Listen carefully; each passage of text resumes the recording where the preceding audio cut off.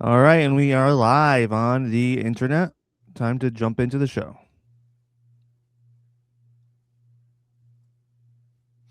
Hello, and welcome to Paradise. You are listening to Green Dudes, the only Green Day podcast that matters. You are here with your host, that's me, Connor Mack.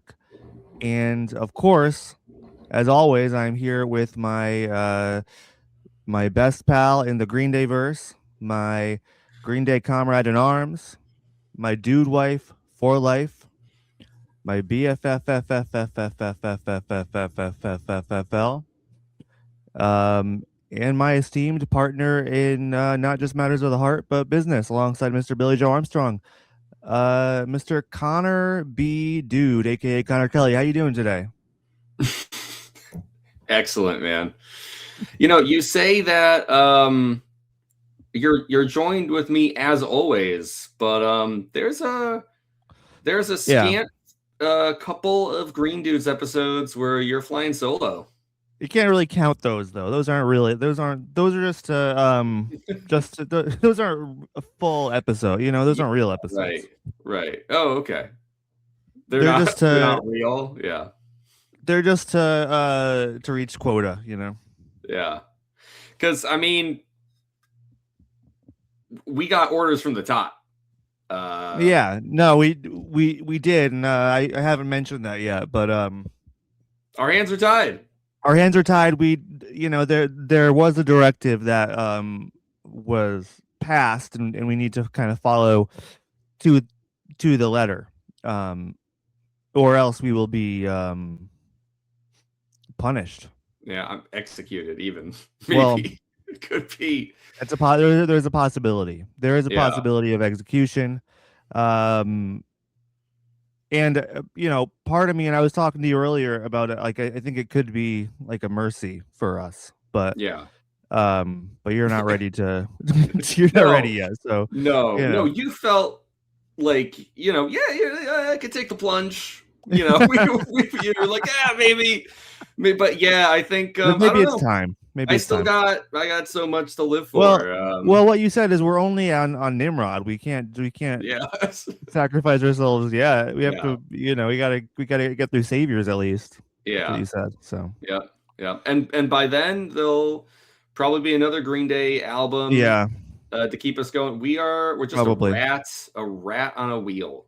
You know. Yes, yeah. That. This is all they keep us alive for. Yeah. It's a pretty pitiful existence, but here, um, Connor, yeah, I just got word from one of our listeners, about something that we had discussed on a recent episode. Okay. Um, this listener messaged us and said that that the AI fake story where Billy Joe stopped singing and his wife was singing again. Oh yeah, I'm familiar. Yeah. Yeah.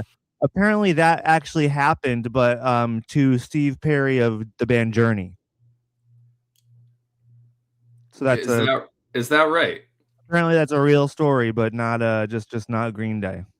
And so that so the AI is transposing that beautiful love story to across the musicians of your choice. You type in like Uh, generate story or whatever.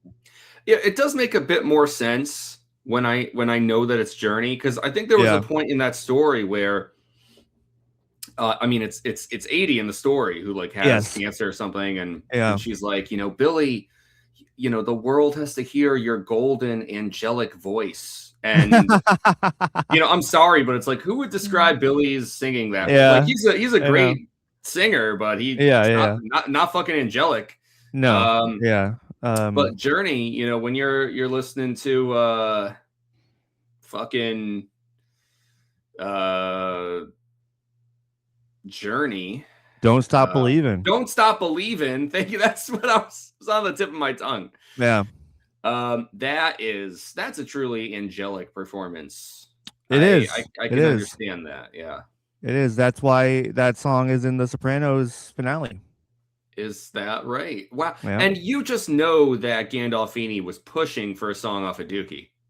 Yeah, I think he wanted to hear Billy Joe's angelic voice Yeah, instead of yeah, Steve Perry's.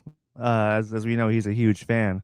Um, but no, yeah, I don't think the reason that song was used was because it's like a great song. I mean, it's overdone, but I'm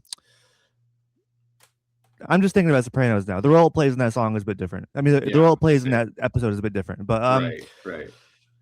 I do but for the record, I do think that "Don't Stop Believing" is a great song. it is a It's great just song. that we have been oversaturated with it, and Yeah.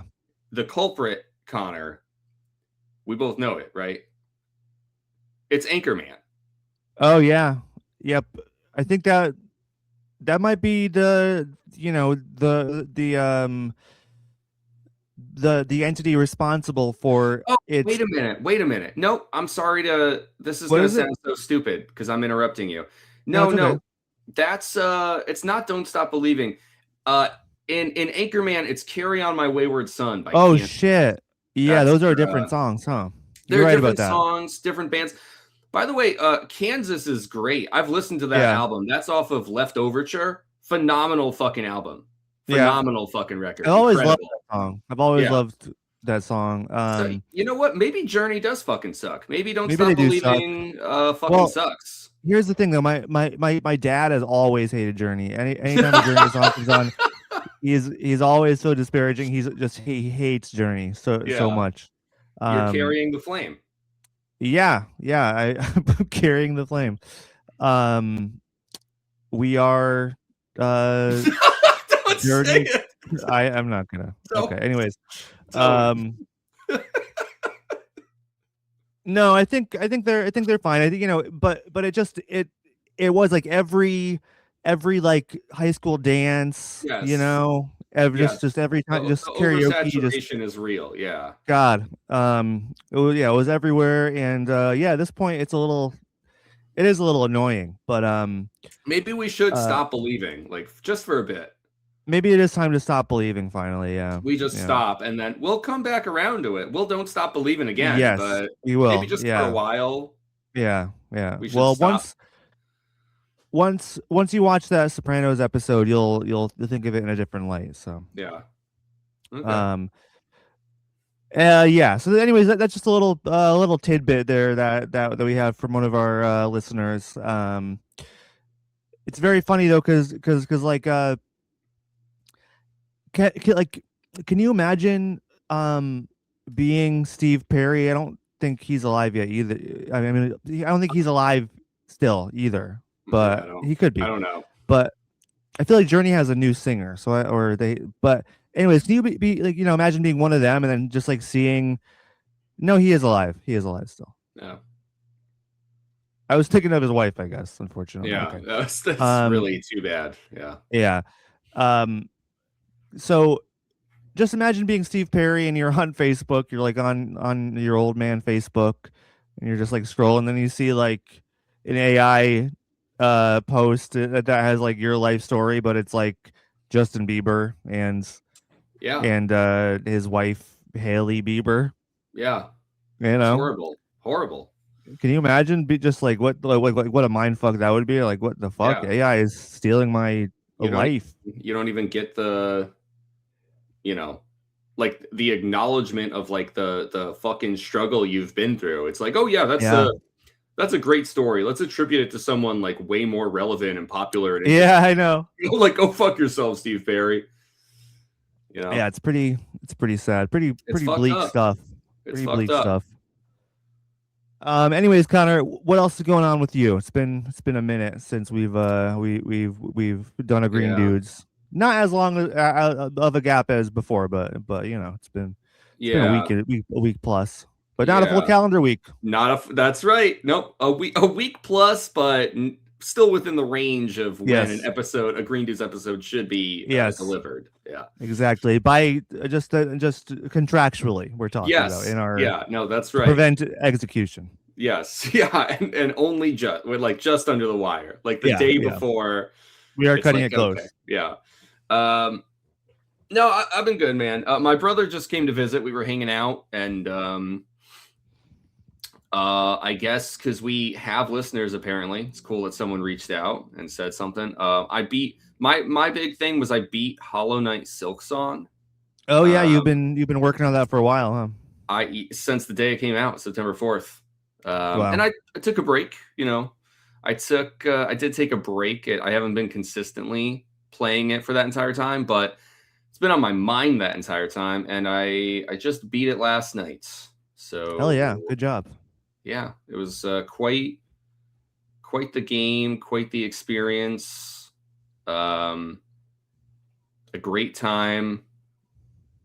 I don't know. It sounds kind of funny to be like, "What's up with you?" And I'm like, "I beat a video game," but I'm Well, telling no, you, it was a big fucking deal. that's a So big accomplishment. That's a tough game, right? it Because I is, mean, yeah. you know, you are a like a gaming expert. You're a veteran I'm in the pretty good. gaming wars. You Yeah, know, I I could mean, easily do a video game podcast. I might one of these oh days yeah, because I'd be yeah. really You good at should it. really. You should.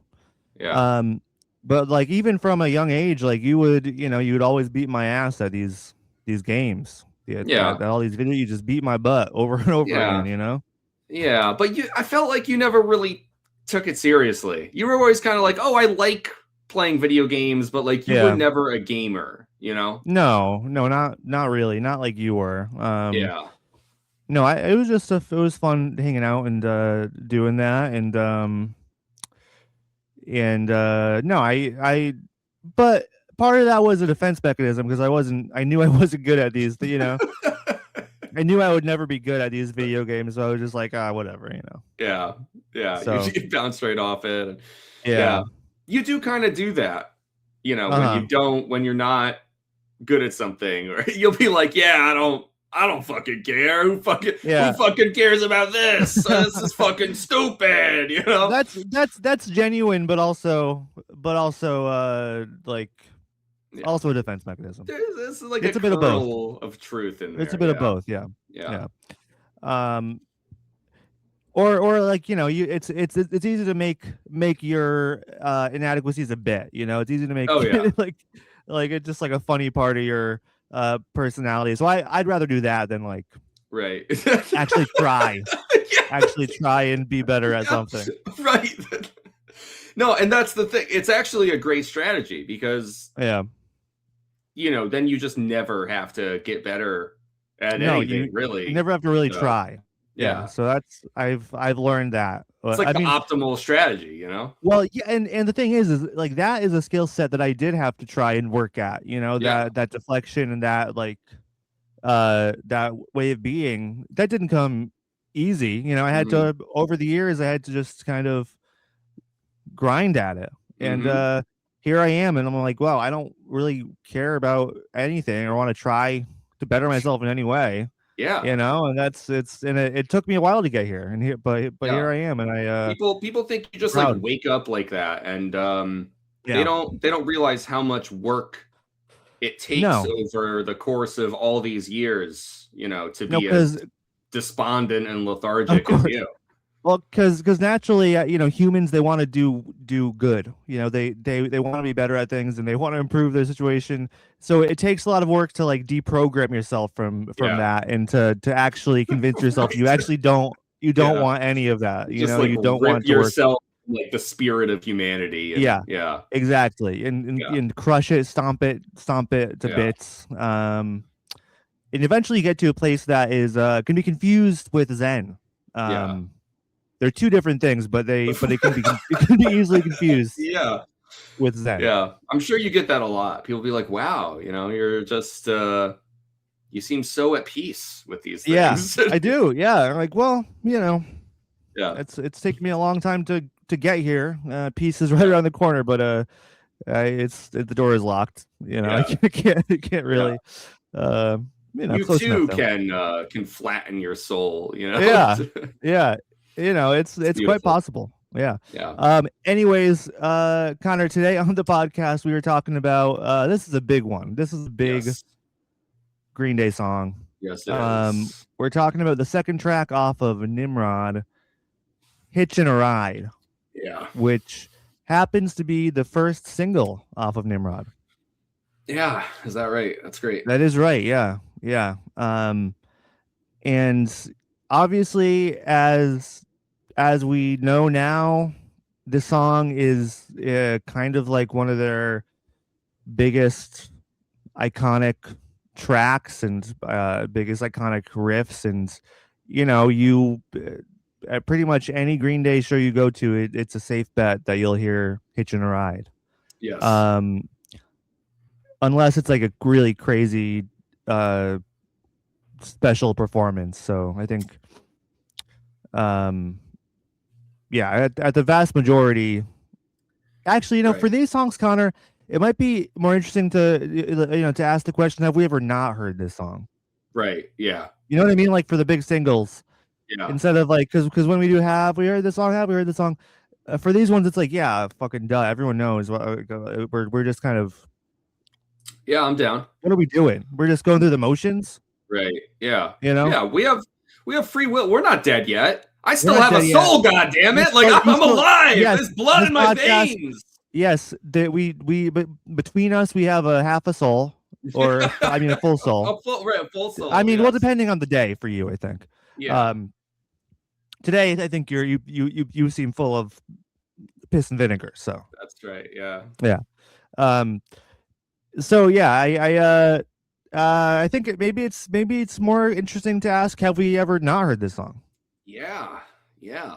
And maybe we can get to that answer at the end of the episode here. Yes. Um. So, Connor, Hitchin' a Ride. Obviously, this is one that's like hard to. It's hard to like untangle in our minds and memories because it is just so like ever present throughout this our Green Day story together. Yeah. But there was a point in the past where you heard the song for the first time. Whether that was before we got into Green Day or after, I don't. It's one of those songs where it's like, oh, we did we hear this on the radio, like a Brain Stew or Good Riddance, a Yeah. Basket Case. Um, so take me back there to that time in your life, if you can, if you have any kind of inkling of a memory, Yeah. of your history with this song, when you were just getting into the band or before. Right. Yeah. I kind of do. I do think there's a before being into Green Day with this song, and we've talked about this a little bit, and this is gonna like kind of pop up, as we discuss kind of like this portion of the discography going forward into Warning, I think, which is that my older brother and his friend at the time, Drew, shout out to Drew, um, were really into downloading music. They had a really great library of torrented music. And if the Lime, statute of limitations was not up, we would obviously call the FBI and right? inform Yes, on them at yes. this We point because we yeah know better yeah. now. But the statute of limitations, it's well past. I mean, Yeah, yeah. we can talk about it freely, I think. Fortunately for them. Yeah, that's right. Because we would have a duty otherwise, right? Oh yeah, So obviously we're yeah, public servants first and foremost. yeah, indeed.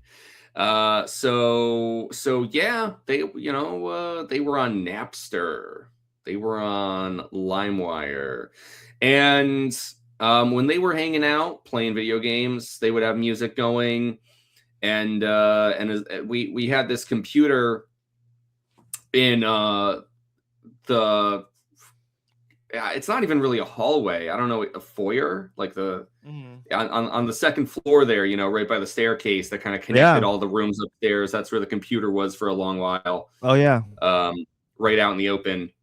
And I remember like going through the library. I would love like watching stuff on Windows Media Player and having like the visualizer with the little like sound Yeah. spikes going up, and it would make the little things Absolutely. fall. That And was our childhood. yes, it was. So all of this is preamble to say that I'm pretty damn sure the Hitchin' a Ride was on there. Obviously, this Yeah, was a big song.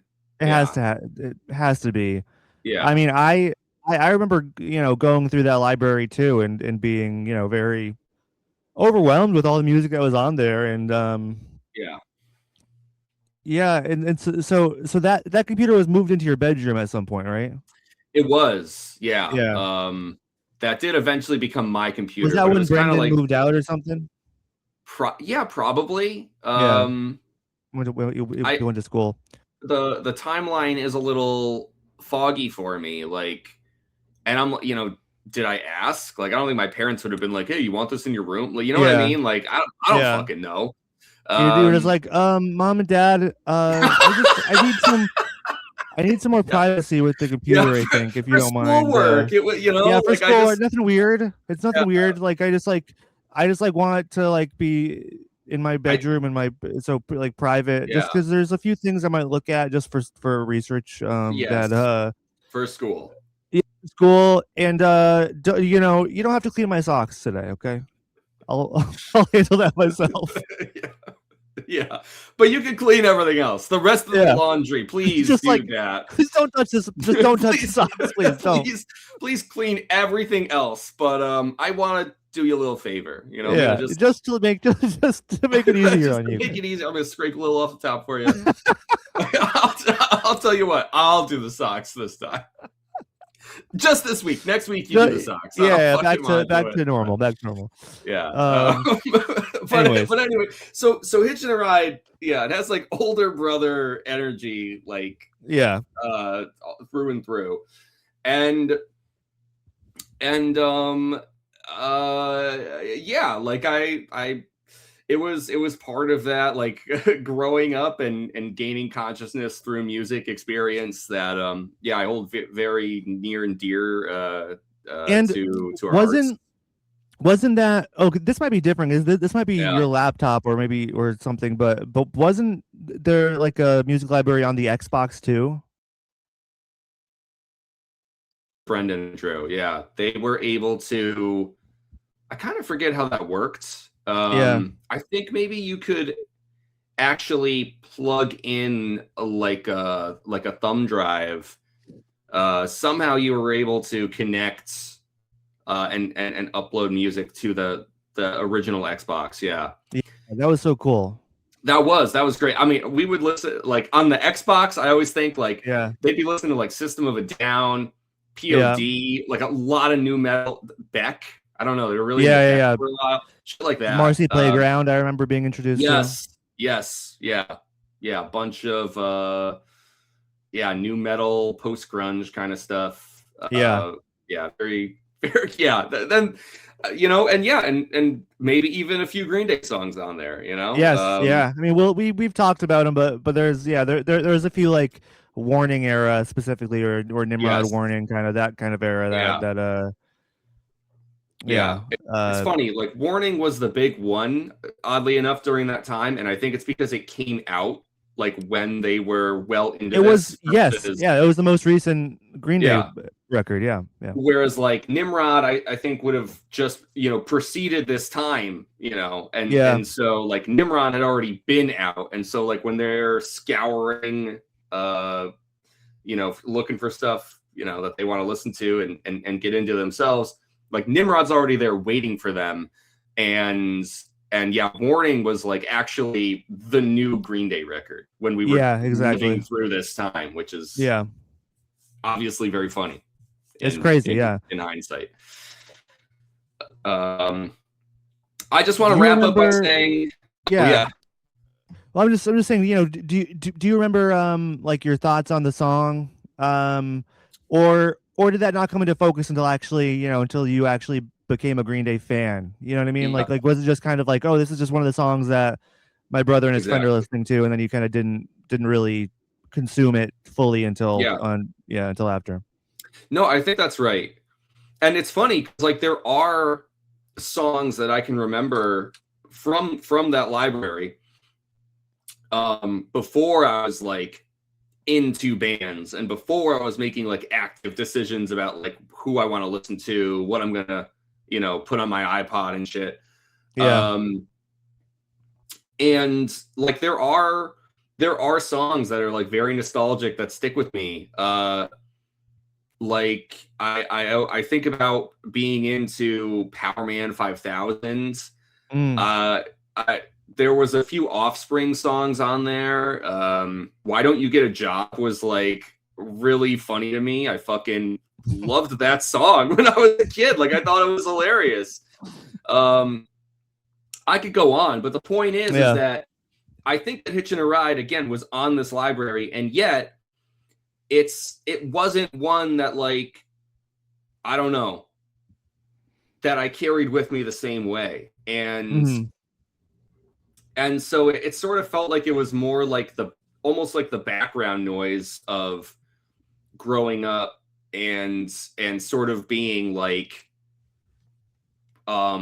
in this group of songs that made like the library feel big and interesting and vast, right? But like wasn't one of like the standout ones for me. And yeah, I can definitely say it wasn't until I became a Green Day fan and we got into their discography where I'm like listening to Nimrod and being like, yeah, this is where the song's from, you know?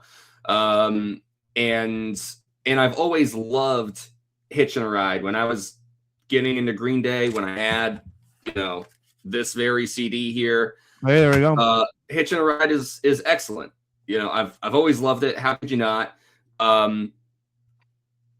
But yeah, it also wasn't like I had some crystallizing moment where I was like, oh my God, this is the song I loved when I was a kid.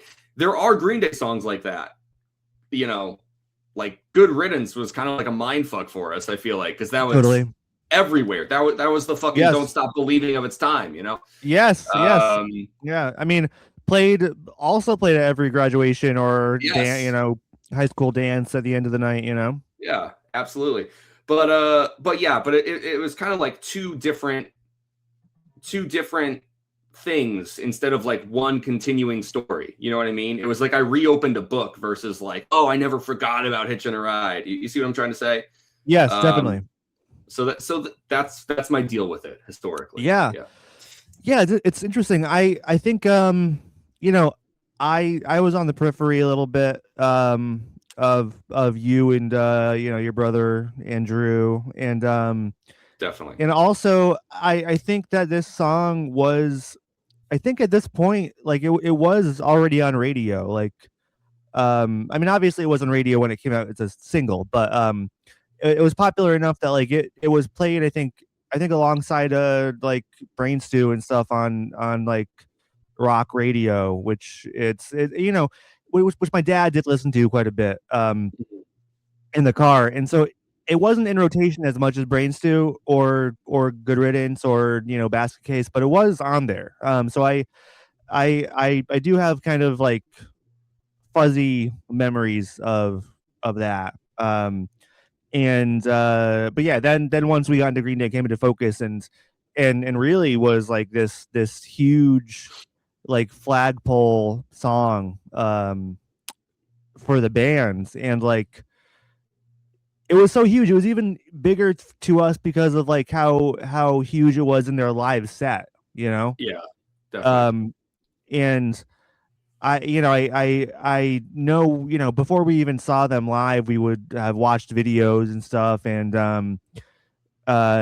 in the run up to us seeing them live for the first time in September 2005, we, you know, there was some trepidation because in Hitchin' a Ride, Connor, Billy Joe famously pretends to masturbate.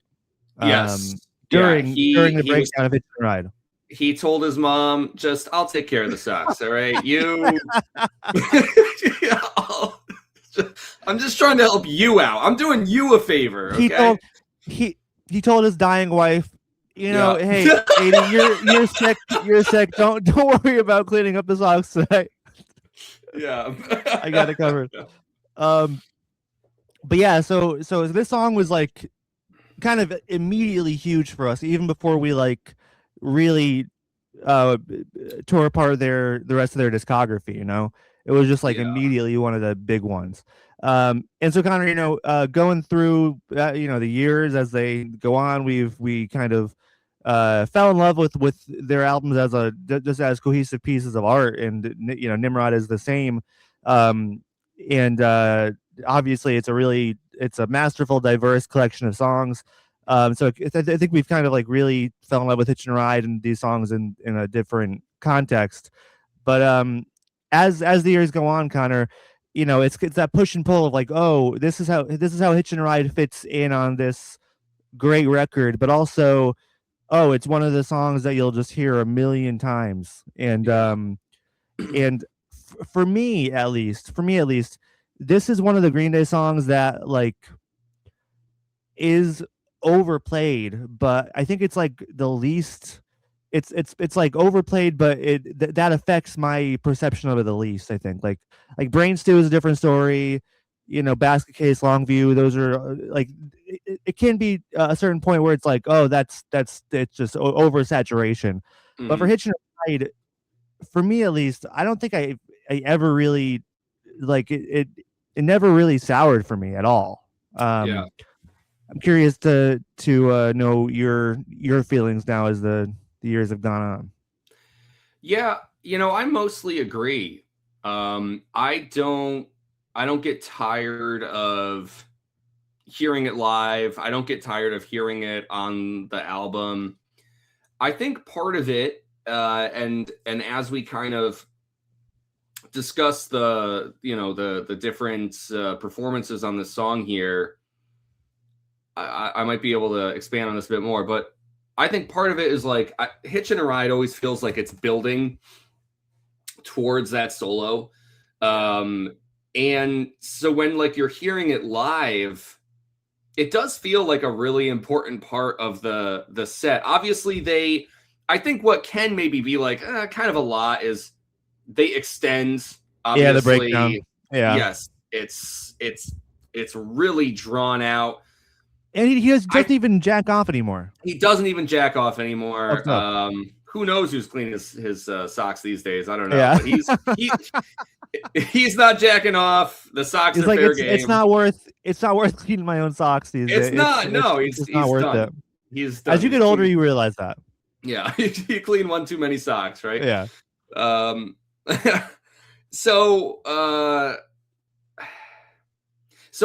guess I'm just trying to say like it is a really important song, but it feels like it kind of like fits I don't know, like a niche in the set yeah. where it's like you Mm. have that catharsis, like the song is kind of tailor made to have like this really explosive live moment. So sometimes it kind of feels less like listening to a song and more like that first drop on a roller coaster. You're Yes. never like Yeah. going up and sort of being like, oh man, this again. You know what I mean? Like when you're strapped in and you're on the fucking coaster, it's never Yeah. like, You this you always fucking have that feeling in your stomach. It's not gonna yeah, go away. yeah, exactly. It's created for you to have that experience. And I Yeah, do think that Hitch and a Ride, there's something very analogous in that where it's like definitely. I don't think that's like where the song comes from or why they made it the way they did, but I do think it's become that. And so yeah, I don't know. So I always love it because it feels like you're always going down that first drop. Yeah, Great absolutely. fucking song. For sure, 100%. Yeah, I think that's it's interesting also that we kind of get into more mature themes on Nimrod. And obviously Insomniac did like we went through, nihilism and you know, life as a junkie kind of thing on Insomniac, and Hmm. that's its own thing. That's obviously that's a mature theme, but it's also like not really like the mundane reality of living life as an adult. Here on Nimrod, we kind of get Billy Joe away from the raucous punk devil may care lifestyle, and like obviously we're gonna get to the Grouch next, and that's kind of like the biggest example of this. But Hitch and Ride here is the I think the first song that really tackles his alcoholism. Yeah. um and I think that's something that we need to speak about, because this is one of the great themes of Green Day's discography, all the way up to Saviors. So, Mm-hmm. uh, um, I think we get into like Billy kind of taps into like a real like I mean he's not middle aged at this point, he's still in his 20s, but he had a kid, and I think is gonna have another kid, and so I think maybe I don't know if he had Jacob at this point or not, but 97, but like we get kind of into like this is like adult Billy Joe and the struggles that adult Billy Joe is facing, whereas I think before Yeah. this it really is like, oh, he's still kind of a kid. Yeah, I agree. And it is also more like the consequences of it rather than the experience or the action itself. Yeah. It's Hmm. not like because like you said, like on Insomniac, it's sort of like, yeah, we're doing some really fucking crazy shit, where Yeah. we are really fucked up and we're doing some hard drugs, and Yeah. then on Nimrod it's kind of like almost like shaking it off and waking up and being like, what the like this Yes. I have destroyed myself. Yeah, definitely, definitely. And here I am as like a suburban dad. Um, that's one part of his life, and suburbia, Yeah. I mean, in a very nice house in a gated community. I don't know. But anyways, uh, like this is like, yeah. Once the amphetamine wears off, this is kind of what I'm left with here. Um, and I day in day out I have to be a dad, and I have to deal with that. And alcohol is a crutch that I use, and it's crazy that he identified it so early, like like writing songs about these things. Like, I mean, it's tough when you get into the topic of alcoholism, because alcohol obviously is so normalized, and Yeah. in our society, and it's even like normalized to like have a back and forth relationship with it, without Yeah. really being labeled an alcoholic. That's it's normal to be like, oh yeah, I'm gonna cut back because I've been Mm-hmm. going too hard lately, whatever. That's normal Yeah. for, I don't know, Americans at least. um and I guess my question is, do you think he had any inkling like that this would be such a long-term serious issue, or because it is treated kind of like, oh, I know it's a problem, but it's just like it is what it is, like it's just how. Yeah. I uh yeah, that's a big question. Yeah. I do think that looking at how he writes about it on Nimrod, um, it feels like he's coming at it more of like this is kind of like what I'm experiencing and going through right now as I'm making the record and as I'm making these songs. And I don't feel like he's looking into the future Right. really. Um I guess there's a little bit of that. I feel like on Walking Alone, you Definitely get walking the alone. Yeah. too All the drunk. time as well. Yeah, too drunk to figure out they're fading away kind of deal. Yeah. Like that's he. It's not that he's unaware of like what it could lead to, I guess.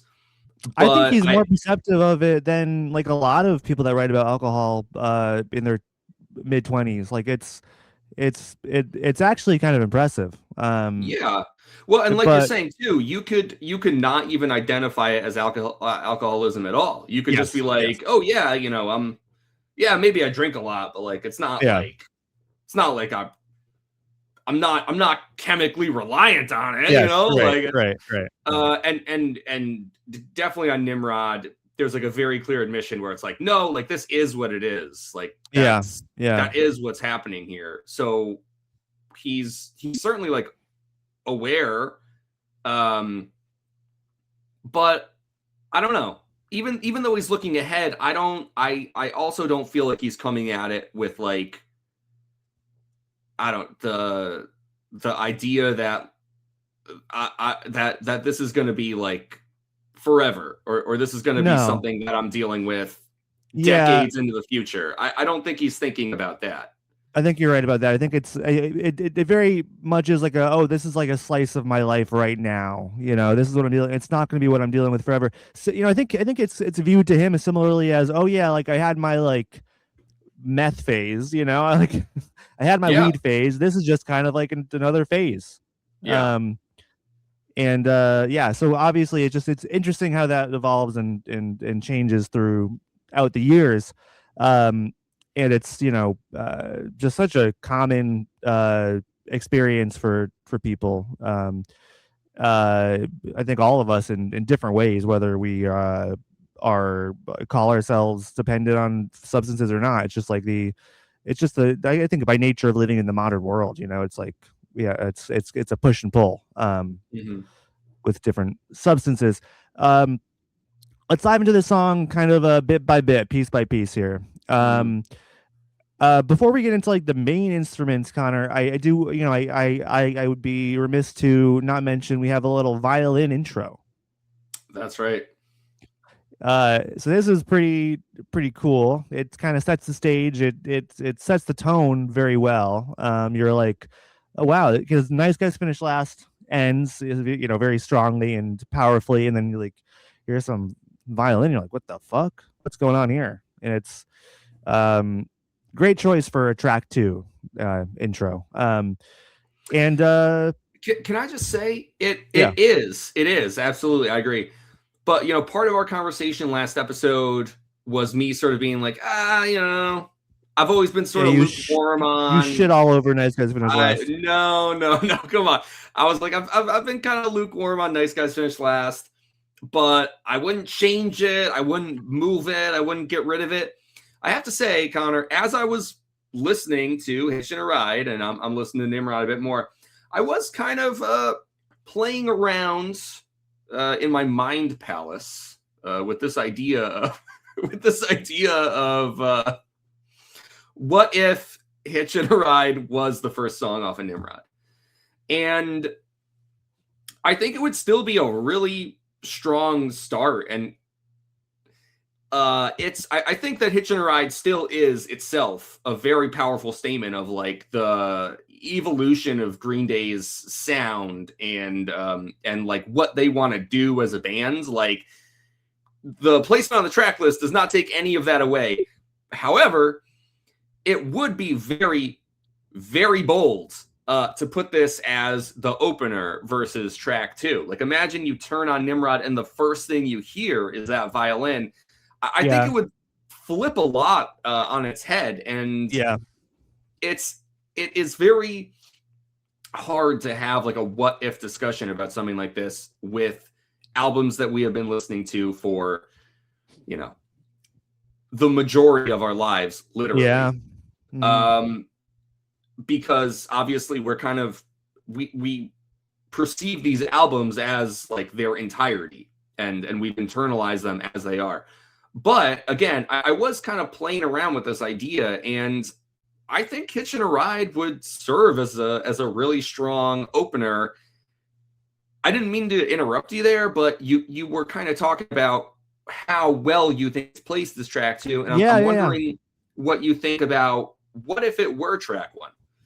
No, I think Connor, that's a great thought, and I don't disagree. I think it'd be very very bold. Obviously, like I did want to mention, yeah, this is this auxiliary instrumentation here. Obviously, just for the intro of the song, really. Well, uh, comes back a little bit in the breakdown, but um, it's this is a huge step in Green Day's evolution. We're away from just the bass, drums, guitar, vocals. Like they're in the studio, they're using the studio as an instrument for the first time. They're everything that's at their disposal. They're like, okay, I'm gonna try this, we're gonna do this. Whereas I think the process for the previous two records were just like very insular. We're a rock band, this is what it is. Yes. So this is huge, and it's a huge evolution for them. um I think yes. I think it would have been the bolder decision to have it be the title, not the title track, the intro track. Um, and yeah, it I because I think it's a great mission statement for the record as a whole. And I kind of feel like if it was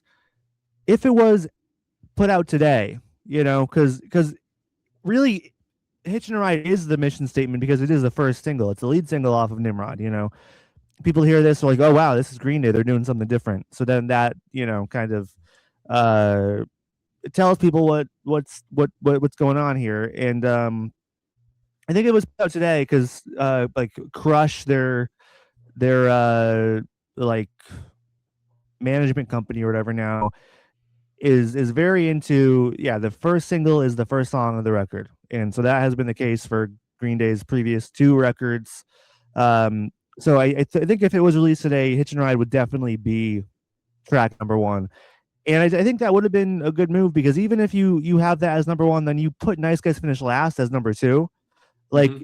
it's like, imagine, you get this. Oh, this is the taste of like the new experimental Green Day. Then the fucking intro to Nice Guys Finish Last comes in and hits so hard, and you're like, oh man, like they're still kind of they still got the energy too. Yeah, They still got right. the They haven't snottiness. abandoned their core sound. They're just expanding on Yeah, it, right? I do feel like that could be a bit more impactful. Again, it's really hard to imagine that, like, just because you're right. We've lived with this track list our entire lives, and who are we to say they got it wrong? You know, it's just another way of I guess that we could contextualize it. Yeah. I don't know if it would have made any difference really in the grand scheme of things, but it's an interesting thought experiment.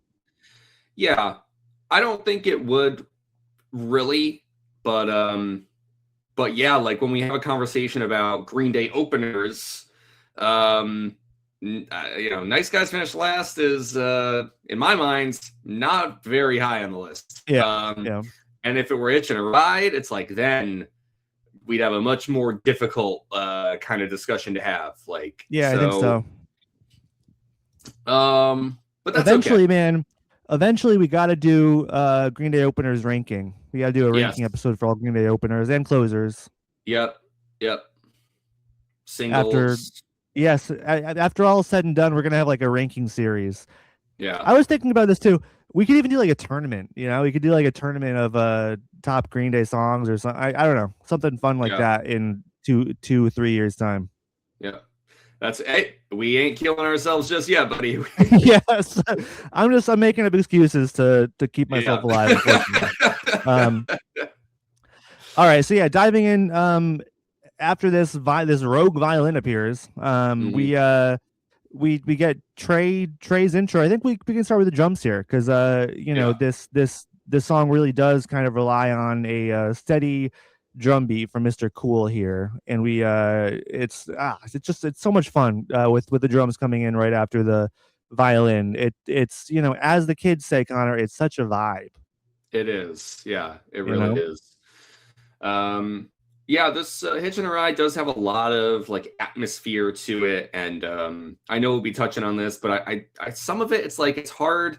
It's another hard thing to separate like the imagery of the music video to like what the song sounds like. It feels like they nailed and combined those things like so well that even though it's been so long since I've watched the music video, we watched it just before recording, but it's like prior to that, I'm not sitting down watching Green Day music videos very often. So it's like, not anymore. But that doesn't leave me, and the song still has that that vibe, as you said.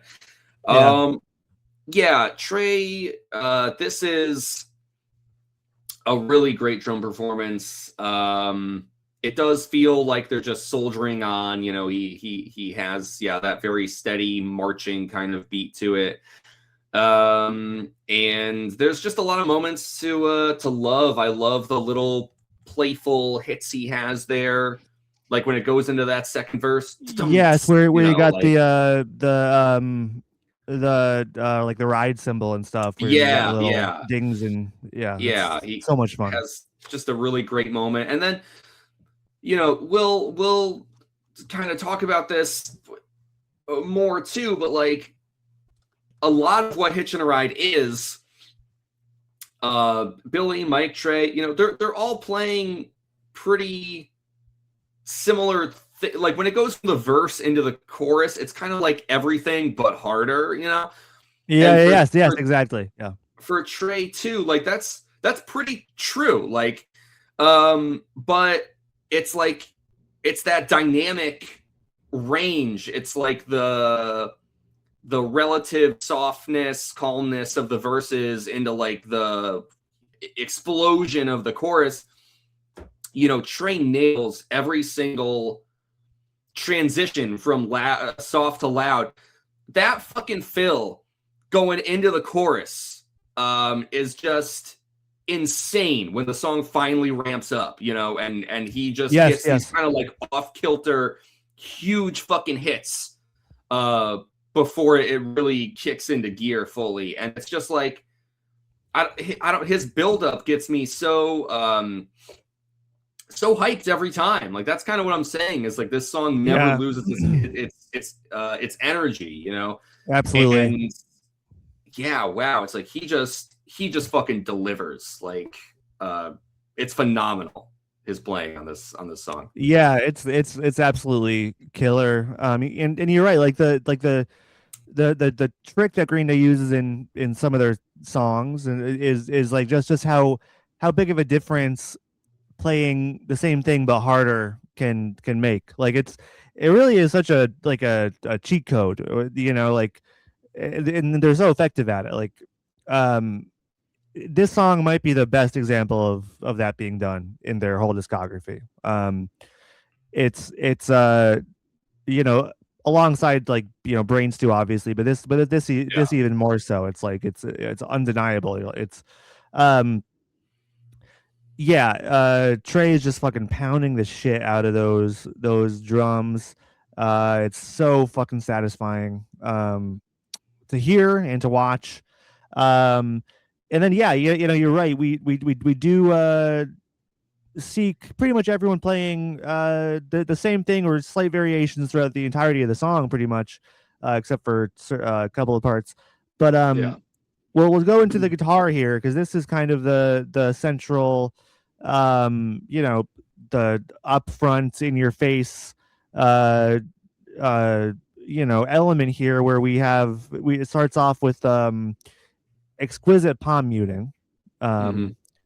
Um, just a really clean, distorted palm mute that is you know at this point already one of Billy's signatures, but you know the riff here is it's not exactly like a classic Green Day riff, and it does pull from like the I think the Stray Cat strut or something like that, Yeah. which is a song that's not theirs. Um, Yeah. Yeah. and I don't think it's as like one to one as the fucking the King's picture book is with Warning, It's but no, it's pretty it's close. more like when Mike was saying like, oh yeah, I was kind of doing this bluesy thing, and that's how Longview came out or came to be. Yeah, right, right. It kind of feels like that's more the, you know, not like Billy was playing Stray Cat Strut or whatever, and he's like, oh yeah, I think I'm just gonna make a song out. You know, it's like Yeah, it's more inspired rather than yeah, yeah, yeah, than and a copy or it kind of captures the atmosphere and the vibe of that song or songs like it. It injects a punk rock flair to it. what do you know? Wow, they're so good at that. They love I know. injecting this punk rock flair, these They guys. do. Yeah, and then it builds up to the chorus and we get, you know, just fucking heavy heavy but clean power chords. And by clean I don't mean not just it's very distorted and the guitar tone is like god fucking I just listening to it before I'm just Yeah, like god the guitar sounds so fucking good. Oh my yeah, god. Just incredible. Mr. Cavallo. Thank you so much. Um but by that I mean it's like you know the strums are so clean. They're you know because as guitarists you know with when you're rocking out there's scraping you'll hear and creakiness from the transitions from chord to chord. um, and just the recording of it's so clean, and it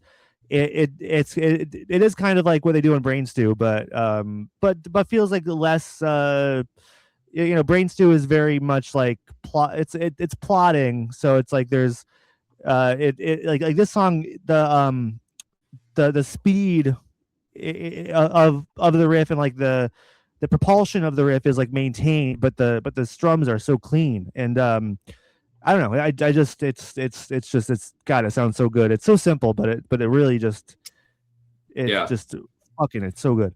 Um, it is. And you can hear, I do love, I think that this also has to do with like the clarity of the recording. And yeah. it's also one of those things like I'm sure they could have diminished this or done something to take it out.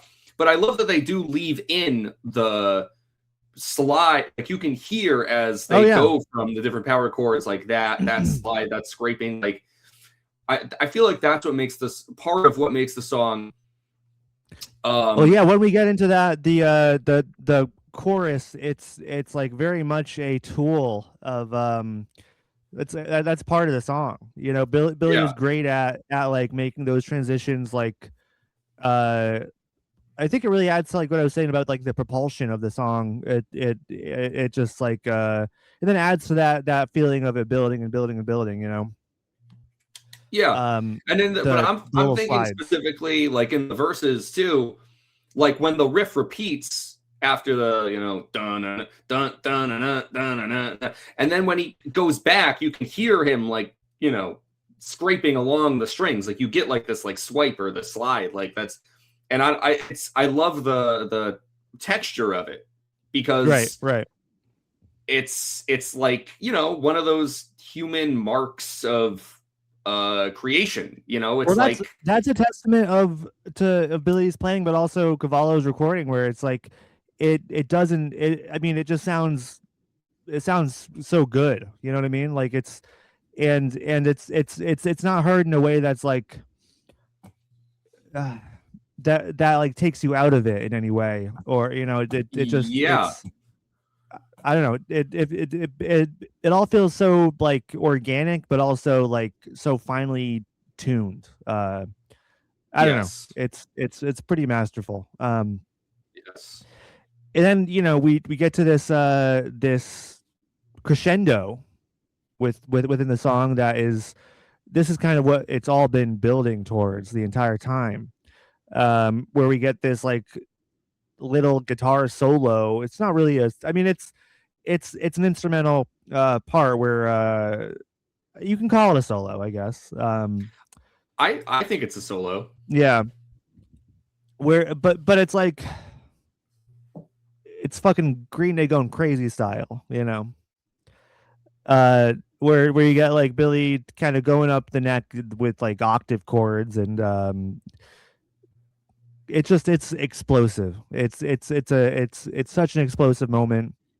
One that like there's only a few moments in their discography that rival this kind of explosion. And that's one of the things that on live shows that just like this is the moment. Like this is just a it's a holy moment for Green Day fans there witnessing it live. It never gets old. It's just it's Yeah, so it's a sight and sound to behold. Just in and I just picture whenever I listen to it too, I just picture it from Bullet in the Bible, Billy just running yeah, across the stage, playing that solo, kind of like slop, like not sloppily, like, but he's like not hitting all the notes from the recording exactly, but it still feels so effortless and so like alive that it's just I don't know. It's a magic moment to me. yeah, yeah. It is. Yeah, I mean, played live. It's incredible every time. And yes, the playing on Bullet in a Bible, the performance of it is fucking iconic. Yeah. And on the studio recording here, it's like, um, it feels, just as important. Like we just got done talking about Insomniac, and a recurring point of discussion is no solos deliberately. Right. Yeah.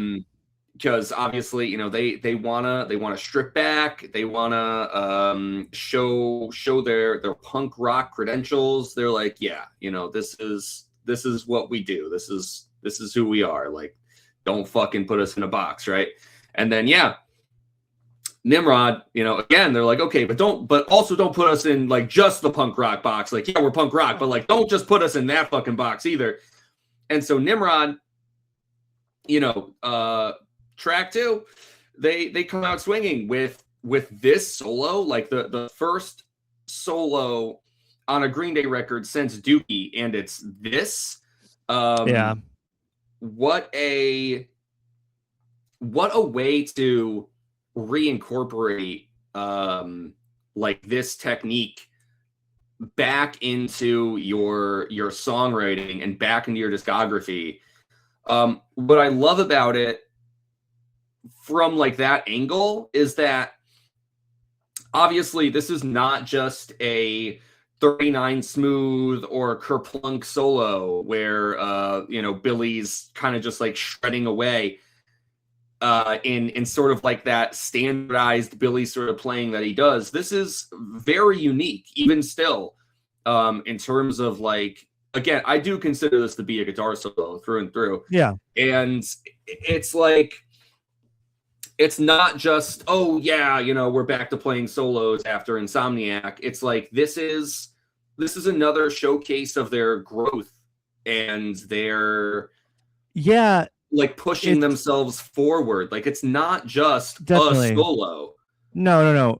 It's not a retread. Like it's not a solo that you would find on 39 Smooth or Kerplunk. Exactly.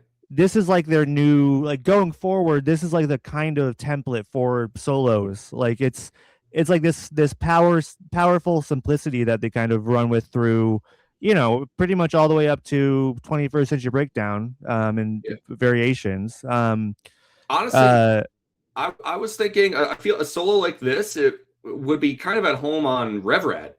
This definitely is yes, Connor, like Say Goodbye or something, right? Yes. Absolutely, you're right about that.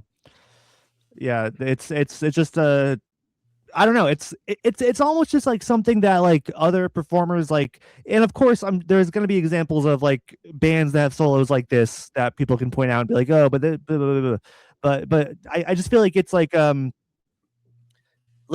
type of solo that like artists were like, oh, it's kind of just like too like they don't even think about it because it's like so simple. It's like it's kind of just like understated, enough that like most performers and bands are like too vain to like want to go there. Even though it sounds so good and it suits these songs perfectly. I think even if artists don't want to admit it, like they would prefer a flashier solo as a performer, and Billy Joe and the band kind of so expertly restrained themselves from going there for such a long time, and to like great effect. Like I mean, they just made themselves so much greater than if fucking Hitchin' a Ride and all these songs had, typical solo. Like they just like really, like, by their sheer simplicity, they increased the quality and like timelessness of these songs like tenfold. So by the time they go back to like these traditional solos, it's less of a like generic thing and more of like, oh wow, like this is this is also a masterful kind of stroke of evolution. But yeah, I mean, this is just like the template that they kind of run with in a lot of ways. And fucking, I don't know. It's just so damn satisfying. Um, it always makes me think of, we talked about the video a little bit watching it, but like that that weird lady shaking her head, during the climax of it. Yeah. Like, I don't know. Just watching it again today, I'm just like, oh man, that is what the solo feels like. Yeah. Yeah. That's seared into your mind.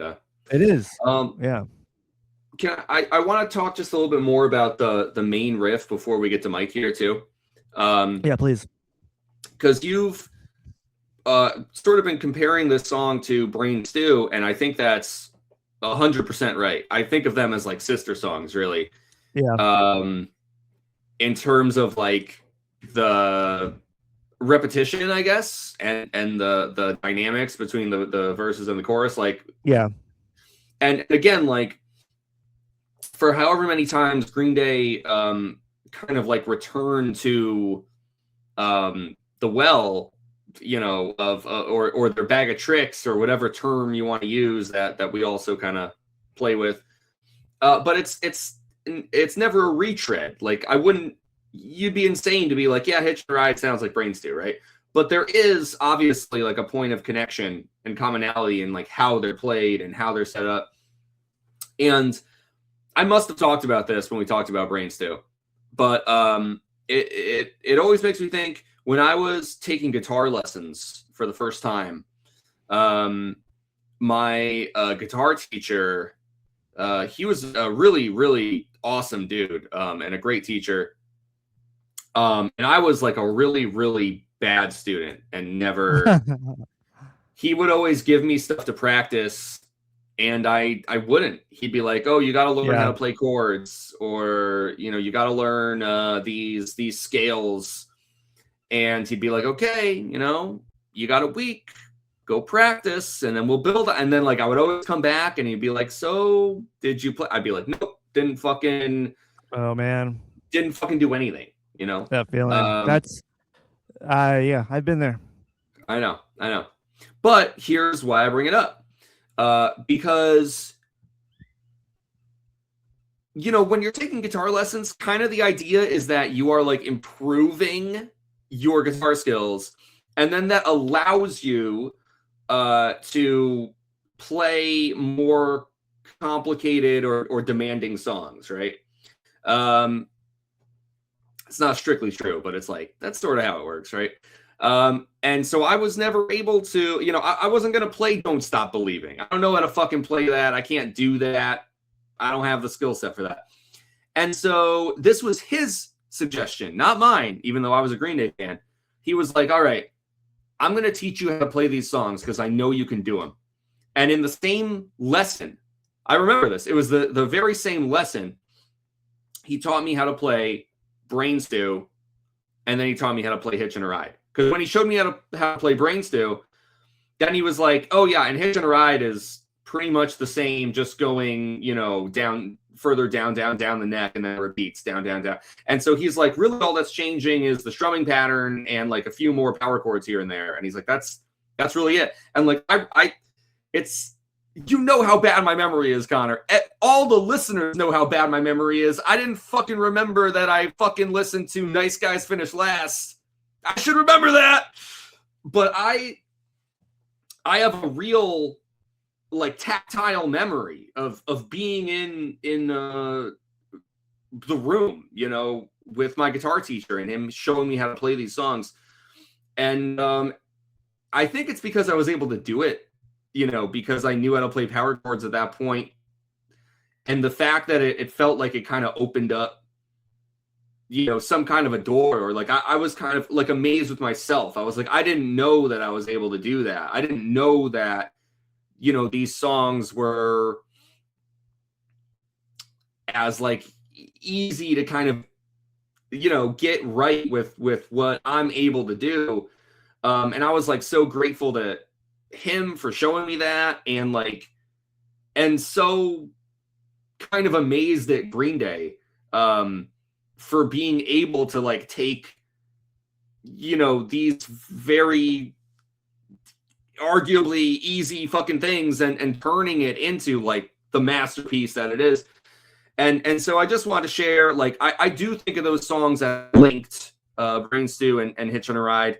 And I have this very like warm, nostalgic love, specifically for Hitchin' a Ride, um, uh, because it was like one of the first songs I learned how to play. And I really loved it for that. I was like so excited, and still something I can recall to this day. So I love this riff. I fucking love this song.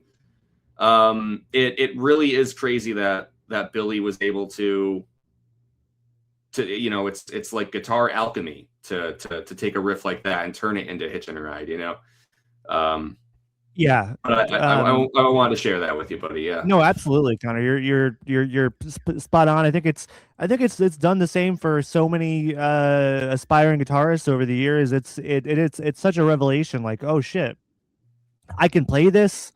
It comes to me so easily. It's so brilliant, but it's so simple. And then, I mean, for somebody like me, it opens the door, and I'm like, oh wait, I can write songs like this. Like, yeah, obviously, I've never written a hitch and ride level banger, but like just the simplicity of like, wow, I can do so much with so little, and yes, it just the door is just swung open entirely, um and I don't know if I don't think I was taught this in guitar lessons, which I took briefly off and on with the guitarist from the band The Last Good Night.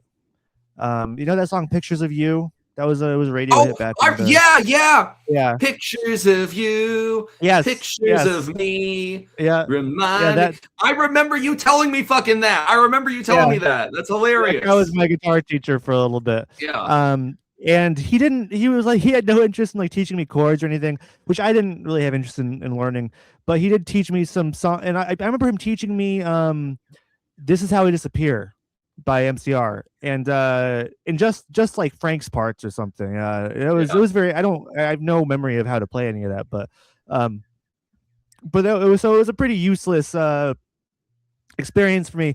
But then once I started getting into a band, and we started Revolution Arcade, just jamming out in the practice room and stuff, I like taught myself how to play Hitch and Ride and Brain Stew. I might have known before then, but really got.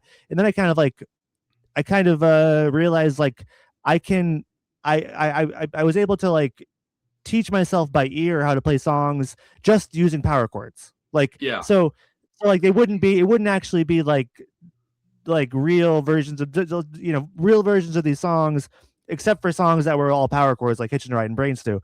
yeah. But like I realized like I could cover Suicide is Painless, which I did, but using all power chords. And Yes. so they're kind of like janky abomination versions of these songs, but it was such a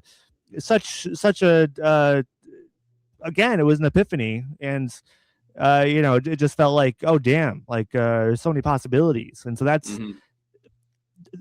I do share the same sentiment about Hitchin' a Ride and Brain Stew. And then that leads to God. It just leads to so much. It's like, oh wait, if I can learn Brain Stew, then I can learn Let Yourself Go, and then I can learn Scattered, and I can learn like Yeah, it's yeah, like it's an awesome like first step on that journey. And so I think I'm sure guitar teachers all around the world are thankful for Brain Stew and Hitching a Ride.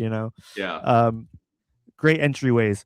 I do want to, before we move on to Mike, I want to mention the little coda at the end where Billy is just strumming the guitar all gently, where yes, and you have Trey's little cymbal twinkle. yes. Which Just that's the technical term, right? that's Yeah, it. Yes, exactly. Um, just such a nice way to end the song. It's like it feels like if you're just waking up from a dream or something. Like yeah, the music video really does feel like just a crazy fucked up dream. yeah. Um, and And after like the chaos of the solo and the outro and that last chorus, all that, it's like, yeah, I love that they still end it with that that softness. It kind yeah, of closes how it opens. definitely. And then just imagine Nice Guys Finish Last comes slamming in right after that, Connor. Exactly. Holy Dun, dun, shit. dun, dun, dun, dun, dun. Yeah, Yeah. yeah, yeah, Man, yeah. I don't. I think you're onto something. It could, right? It could be. Could I'm gonna be. change the order in my library. Yeah. Let's tell me what you think. Yeah. I think I might get hate comments from people if I start Yeah. doing that shit. Um, all right, so diving into Mike here. I going through the comments for this song on YouTube and stuff. I I saw quite a few times like, oh, iconic bass riff from Mike Dirnt in this song, and I'm just like thinking like he's playing along to the guitar, but then listening to it again, I was thinking like, well, yeah, he is playing along to the guitar riff, but he's doing like a cool like little slinky thing in between, his like it's just like little extensions here and there that really like kind of spice up the bass. And it's obviously he's not playing an upright bass in the song proper, but it he's kind of like simulating that feeling almost. Which I really like during the verses, especially. Yeah. I think it's a really cool, understated yet somehow still iconic performance by Mike. Yeah, this is one of the ones where, because of course we talk about, oh, is Mike following the guitar? Is he doing his own thing? It's like, this is definitely one of the songs where I feel like Mike and Billy playing roughly the same thing is just like such the right call. And it feels like it's the same, but like they're just like a little off kilter, like you're saying. Yes. And not just in like the little maybe touches here and there, but I kind of feel like it sounds to me that Mike is playing pretty much the same thing as Billy, but lower. It's not just that like the bass itself is, has a lower tone than the guitar. I feel like he's like a half step or a full step down or something.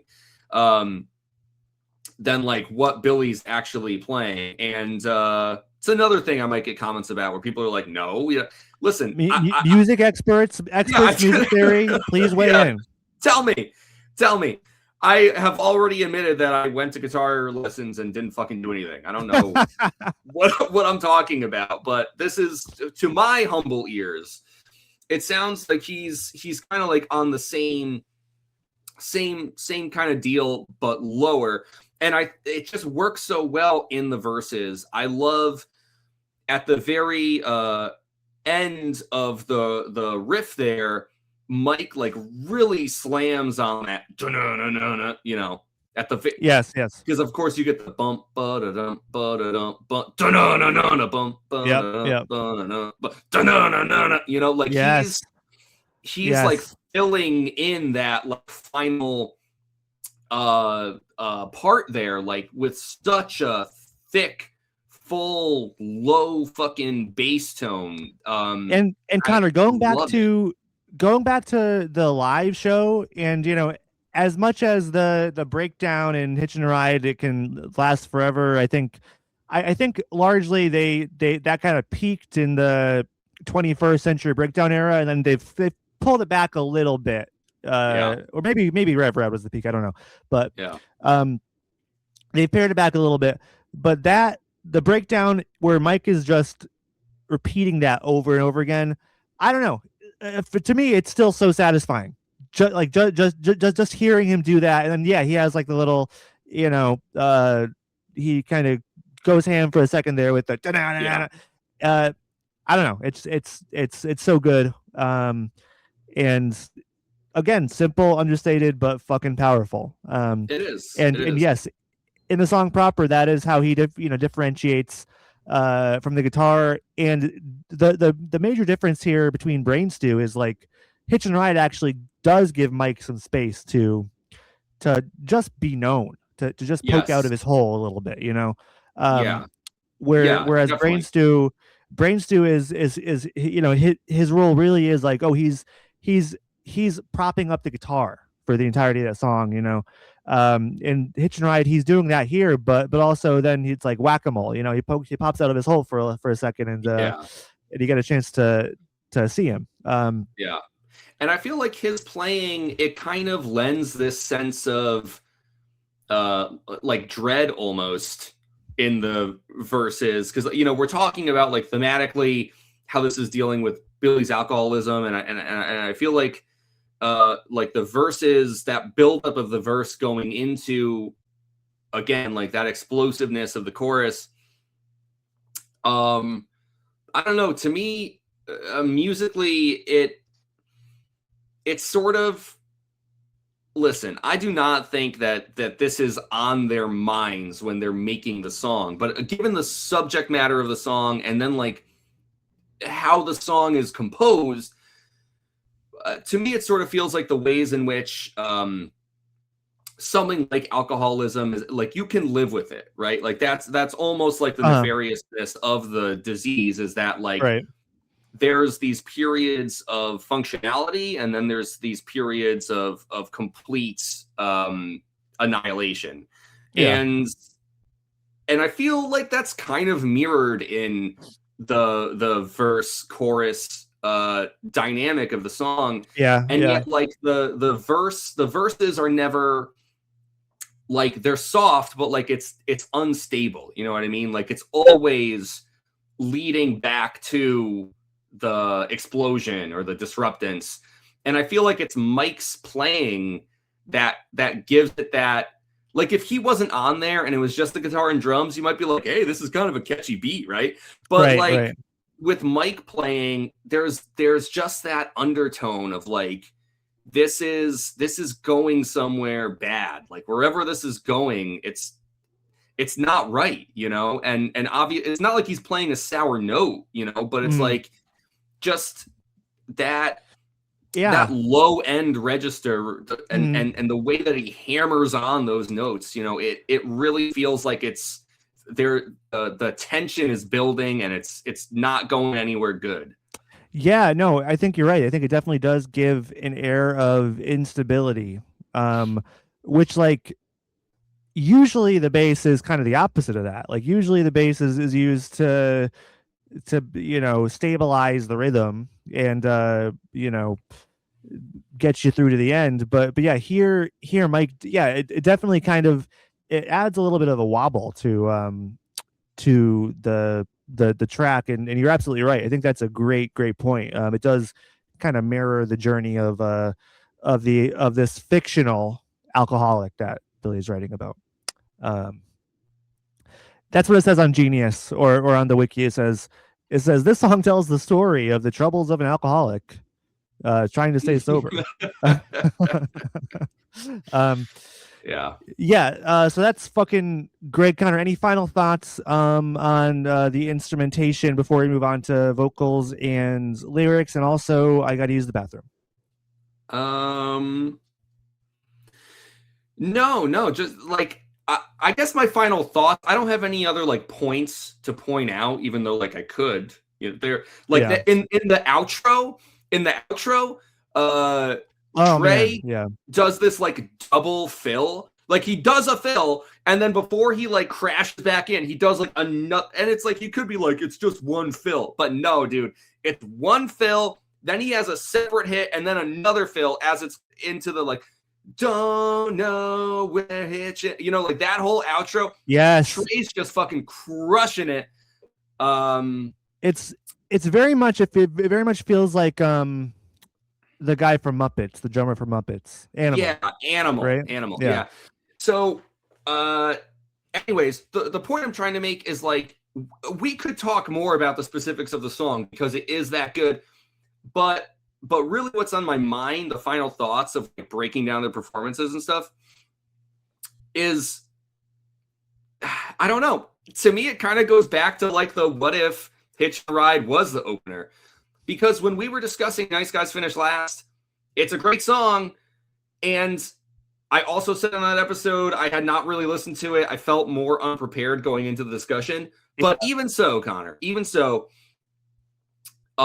just feels undeniable to me to say that, like, Hitchin' a Ride, this is like a all cylinders firing performance.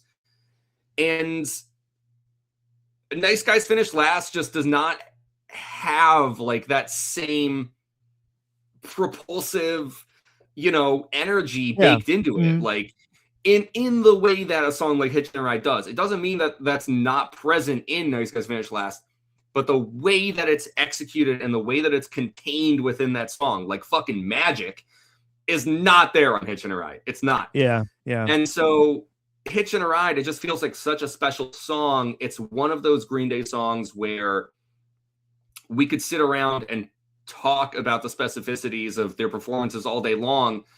But this is also kind of like, I think, a testament to their chemistry and sort of like the fucking otherworldliness almost of like the artistic process. It's like, yeah, you can pick it apart and you can look at all the little pieces that made it come to be, but like Hitchin' a Ride, can't. It's not going to be like dissected and fully known, right? Because it's like the confluence of all three of them playing together at this moment in time, right? And it's like, Yeah. Yeah. I don't know, just incredible. It is. That's it. Yeah. And I mean, we'll definitely. I do want to mention the outro again while we talk about the vocals and lyrics because there's, it's an interesting part of the song. But I'm gonna run to the loo. Gonna go take a whiz really quick, and we will resume with words I should have known or whatever it's fucking called. Words I might have known. Sounds Words great. I might have known. All right. All right. We'll be right back, folks. All right. You gonna pee or no? Yeah, well, maybe. I'll let you know. All right. Maybe. Please. All right. I'll be right back.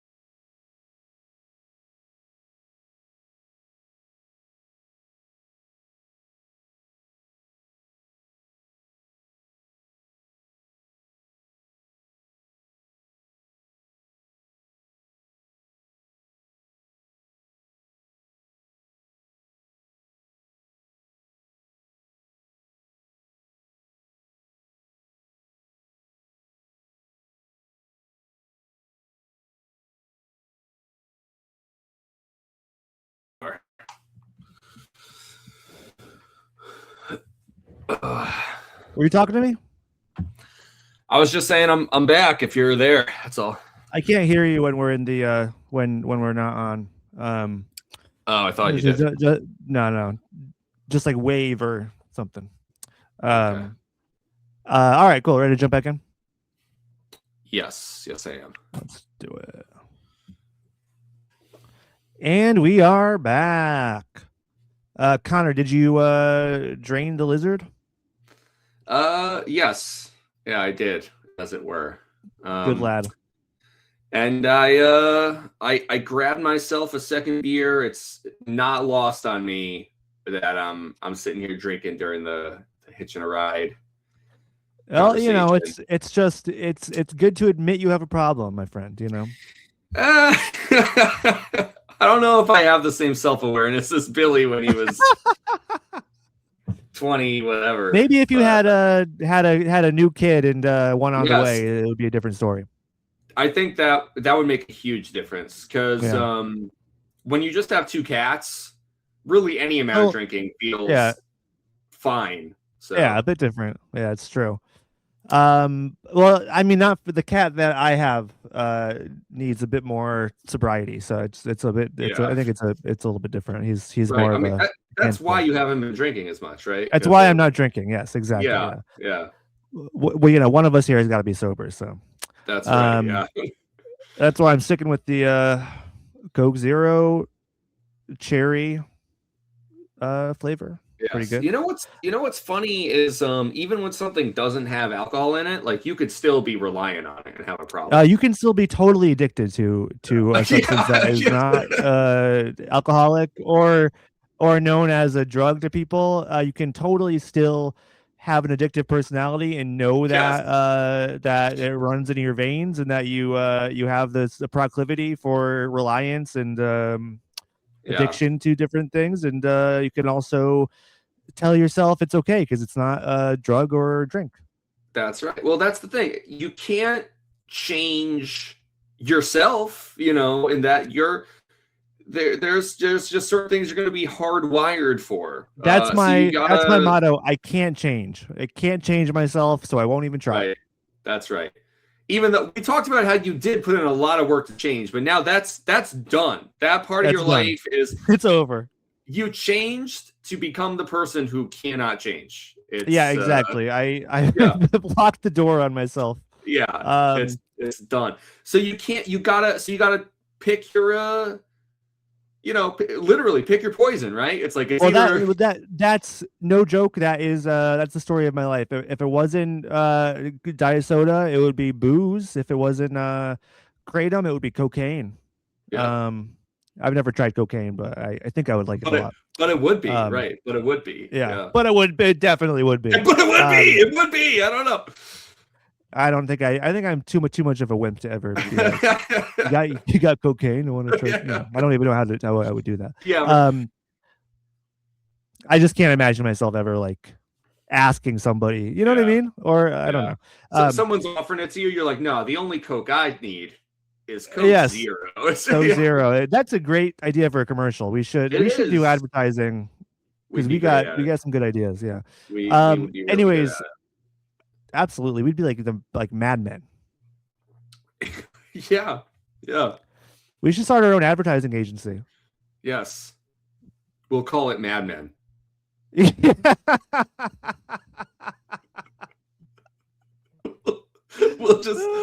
be Mad Men.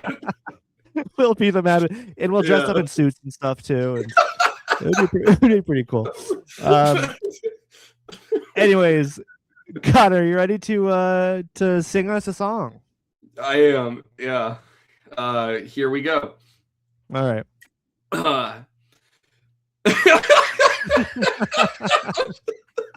I'm sorry. It's just like the idea of us showing up to like Coke Zero headquarters. And so we're the Mad Men. Like the secretary's got to call the boss. There, it's like the Mad Men. The Mad Men. They're like the TV show. Like yeah. No. What are you talking about? Stone Face be like, I've never heard. Is that a show? We have the hair like gelled up and everything. We'd have to. Yeah. Yeah. We're smoking cigarettes. Yeah. You know. They made a show about this, the Mad Men? What the fuck? This is just okay. Anyways, here's the song. Here's the song. Right. Just tell me the words I might have known. The words I might have known. The words I might have known.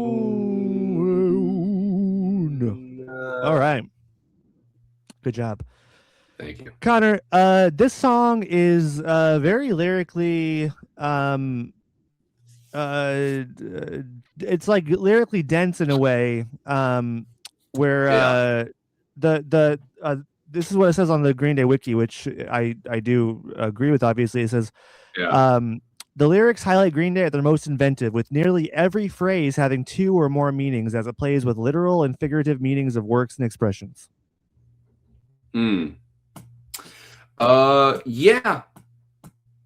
Yeah, and some of those we'll talk about, and you'll be like, you didn't know that this meant, or but I mean, Connor, you are the English major here. That's true. That's true. You know, you should be teaching me a thing or two. I should know things. Yeah, this is, and like Billy's good at that even outside of this song. Like, there's plenty of examples where he has a lot of clever wordplay. Like, I mean, he likes to call it, abusing the English language. I think he's very, very adept at that. Yeah. Should I start? I feel like usually we go through the words I might have known first, and then yes. Let's stick to the script here. Let's Connor, what words might have you known? Well, this was an interesting one because I don't know. I felt like 99% of it. I was like, yeah, okay. As I said before, I'm going to be going through the official Nimrod CD booklet here. So there's no arguing with these lyrics. Nope, not up for debate, folks. There's no argument. It's all right here. Some of it is redacted, but this is what I'm going by. As you know, these are the original Epstein files, and yes. We talked about this. This was their warning. They were warning us about a certain Nimrod. They were, yes, a certain Nimrod in chief. Yes. Now look at us. Yeah. A Nimrod in chief, and another Nimrod that's hiding in Israel. People think he's dead, but he's hiding in Israel. I saw a real picture of that. That was not AI. Well, because I look at the internet and I'm like, everything on here is real. I don't. Yes. You don't look into it too much. No, because otherwise you'd have to think or something. I don't know. Yeah, we don't want. We don't like. Yeah. Anyways, there's all right.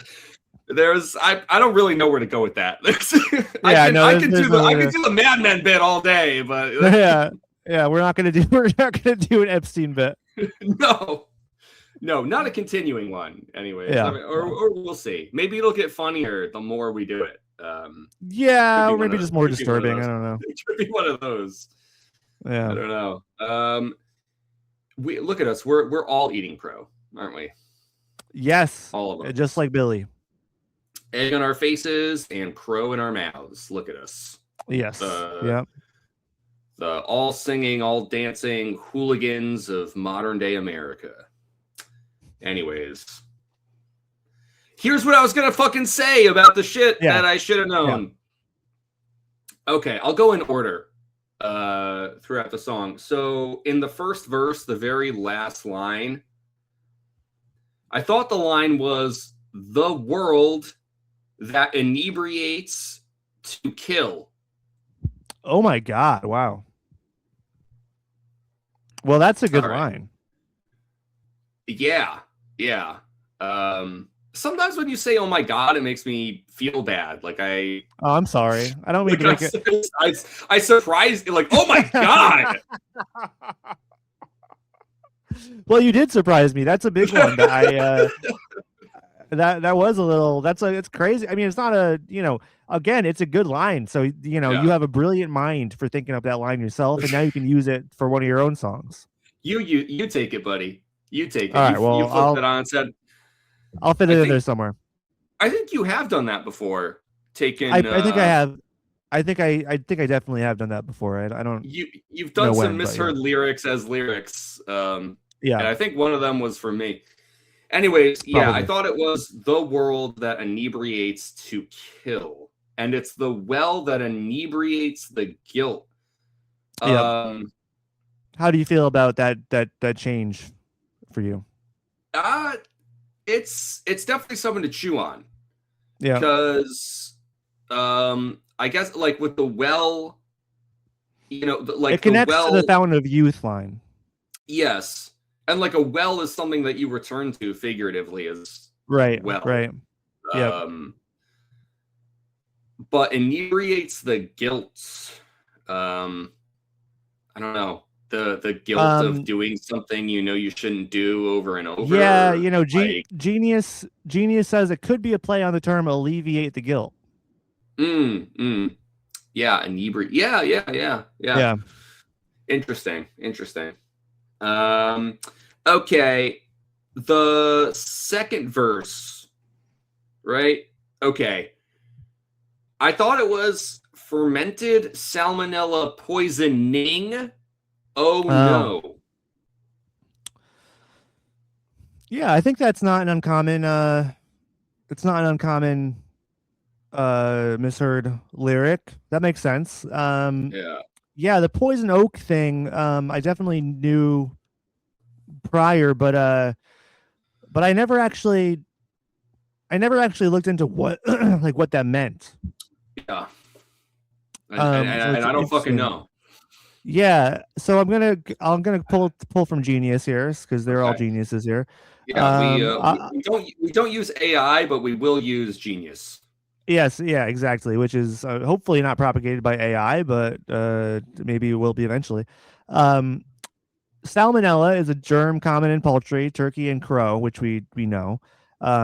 Fermentation is the process of making alcohol. If he gets sick from drinking wild turkey and old crow whiskey, he'll get fermented salmonella. Whiskey is aged in oak casks, so the poison from oak is alcoholism. Oh. That's the notation. And so I think a lot of these notes they kind of dive in like I think these are connections that Billy is making in his head while writing, but I think they're parsing through them in like a very specific way that Billy probably did not envision while writing. Yeah. I think you're right about that. Although, like, we've definitely taken a lot of shots at Genius. Sometimes we'll Yeah. read the note. Usually, when we're reading the notes on the lyrics on Genius, it's because we're making fun of them. We're They're like, usually bad. Yeah. but This time around it's pretty good. yeah, this feels legit. Because what else would the poison oak be? But yeah, I mean that's No, I think it's exactly right. definitely the aged whiskey in the oak casks. Yeah, Yeah, definitely. yeah, that is a really good shout. Thank you, Genius. Okay, Living and up then to your name for once. for once, and then two more tiny things here. Tiny things. Okay, something that I Sure. thought was interesting. So in the lyric booklet itself here, fucking, you're not going to be able to see that. It doesn't matter. But so when Billy sings, this is after the second verse. When he sings, "My tongue is swelling up," right? Yep. Now I thought the line was like "I say" or just say 1, 2, 3, 4. Nimrod booklet here says as say 1, 2, 1, 2, 3, 4. I get that this is the tiniest, stupidest, unnecessariest thing to point out, but I was looking at this like I mean, they printed it. What the fuck is Yeah. that? As say? As say, I think it's more trying to like write like Billy's like trying to capture a word where there's really not a coherent word.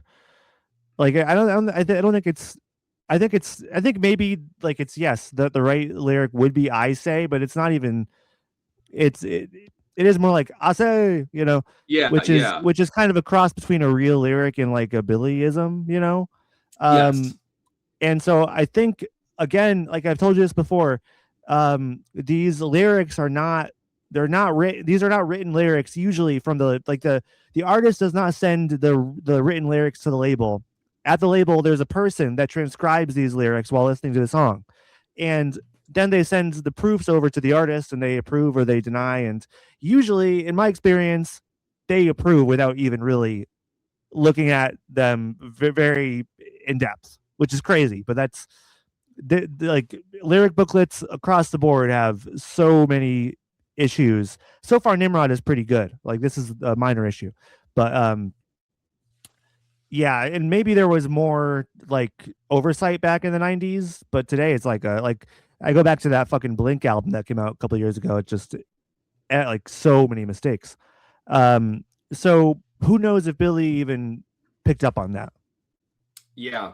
That's so strange though, because like you would think, I mean, what, it would take like 10 minutes, to just look at, it's like, you think as the songwriter, you would want to look at it because it's Oh like, this yeah, is what one hundred people are going percent, to think you're saying. absolutely agreed. Yeah, So it's very bizarre to me that that yeah, is how it's done, because you yeah. would Well, you think know, it would make the most sense for the songwriter to just submit the lyrics and be like, this is what it is. definitely, definitely. Yeah, I think that's true. That's what I would want to do, but you know, I think different artists have different like relationships with the lyrics. Like I think a lot of artists, especially in bands, you know, lyricists like really feel like the lyrics are part of the music. So it's like you don't transcribe the chords and stuff for the you know what I mean? Like it's a different thing, but Yeah. some artists really think it's all just part of one cohesive package, which it is, but in our culture, you know, lyrics kind of exist a lot of the time above the music where there's a lot of there's a sizable chunk of the audience that like don't even really pay attention to the instrumentation, which is insane, but it's true. Um, and then you have people like Robert Pollard from Guided by Voices, and his thing is he does not add the lyrics to the lyric booklets unless the lyrics stand by themselves as a poem or as poetry. So you know, if you look through Guided by Voices lyric booklets like in discography, there's only a, a small selection of lyrics that are transcribed at all because he you know he wants to make sure they stand on their own. So I don't know. I think there's different people fall on different sides of that fence, I guess. Yeah. Very interesting though. There's it's like Yeah. a very very intriguing like peek behind the curtain of industry practices and um, different ways and conceptions of being a songwriter. Like Yes. it's just like so many intersections of these things that it's like, I don't know, just very very funny to think about. I just you know before we move on, one thing that I Yes. do that nobody has ever picked up on, obviously, and you know probably wouldn't even care, but I wanted to mention it. Something a sick thrill that I take is like when I upload albums I've worked on or done to Bandcamp, you know, like albums we've recorded together and stuff. Yeah. You can add lyrics to those to the songs, and I do. But a lot of the time I'll copy and paste my notes, and then I'll see, oh, there's a, you know, like here's a lyric or two that like is an old lyric that didn't make the final cut of the song, and I'm like, I'm gonna leave it in because it's like a fun relic to have there, you know, Yeah. like because when I was growing up, like seeing those kinds of things in lyric booklets, that was like a thrill to me. You know, I was like, oh, whoa, that's like not in the song. That probably was like on the cutting room floor or something. You know, Yeah. like I like that shit. You know, it's a bit different than something that's just wrong. Right. But I get what you mean. I think the variation can be kind of fun. I don't know. Yeah. And you say no one's noticed, but Connor, even though I haven't said this to you, on Apple Music, when I downloaded our single release Oh yeah, for yes. Power of the Power of the Sun Sun, Return to and Harmony. Return to Harmony. Yeah. Um, I don't know if I'm going to remember off the top of my head, but I know that in Power of the Sun there is like some strange discrepancy Yeah. here. I'm like I Yes. know that can't be the line because I was like curious about what you were singing, Yeah, that's intentional and for sure. and so I was like looking at it, and I'm like that's close, but like I know that's not it because Yeah. I can hear it, you know. Yes. Yes. Um, so I don't know. So don't think that no one's Well, listening. hey, That's all. thanks, buddy. I appreciate it. Yeah, just a little, me being a little trickster. Yes. No, you are as ever the cosmic gremlin, the cosmic Yeah, imp. That's what I meant to say. that's me. All right. and the very last one, Connor. Yeah. So going into the solo, I thought that Billy said shout, and he says shit. Yeah. Does it say that in the lyric booklet? It says shit. It does. Yep. Connor, I really don't, because people have brought that up too in comments. I think that's wrong. I don't think that's right. I think it's just, I don't think it's shout either. Really, I think it's just a noise. Just I think it is yeah. just a noise. I don't think it's either. Yeah. And I guess by immortalizing it in the album booklet, I guess it is now shit. But I really don't think that was the intention. But again, that's one more thing that's up for debate in Green Day's history. Yeah. Yeah. Well, so those are all like tiny pieces, but it feels like it adds up into something where all of those are just little tiny tweaks, except the first one, I guess, the well that inebriates the guilt. But all the other ones, very small, very very minor. But like it does still create like this new sort of perspective for me looking at the song. Like there's something about filling in like that 2% or whatever that you could easily kind of just hand wave away. But on a song like this, it does feel important. And not just for like the fun little wordplay on like the poison oak or whatever, which is cool to know, but it just feels like there's like a fuller picture of I guess that this song is just painting that that picture of like this struggle and this this sick thing that that the character is dealing with. So I don't know. It's not like I didn't know what Hitchin Ride was about, or like it, but it feels like I know it a bit more, and that's not always true. Sometimes I'll get the lyrics to a song and just be like, okay, whatever, I guess. Sure. But even those these were like small little tweaks here in my understanding of the lyrics. It feels like it builds up into something bigger than just like a handful of words. Is what I mean. think so. Yeah. No, I think that's true about the song. Just I do want to just mention, like there's just so many cool lines that we've mentioned already, but the intro, the first verse, hey mister, where you headed? Are you in a hurry? Need to live to happy hour? I say, oh no. Do you break for distilled spirits? I need to break as well. And then and then it jumps off of well to the well that inebriates the gill. I just think it's just a very clever like it's like the lyrics are just like it's like there's jumping off points and then they go, you can kind of see how these ideas formed in Billy's head almost. Yeah. Yeah. Um, they're all kind of they're informing each other, Yes. Yeah, there's a flow to it, definitely. Yes, yeah, definitely. And then obviously there's a drought at the fountain of youth. Now I'm dehydrated. Classic, classic Green Day line. Uh,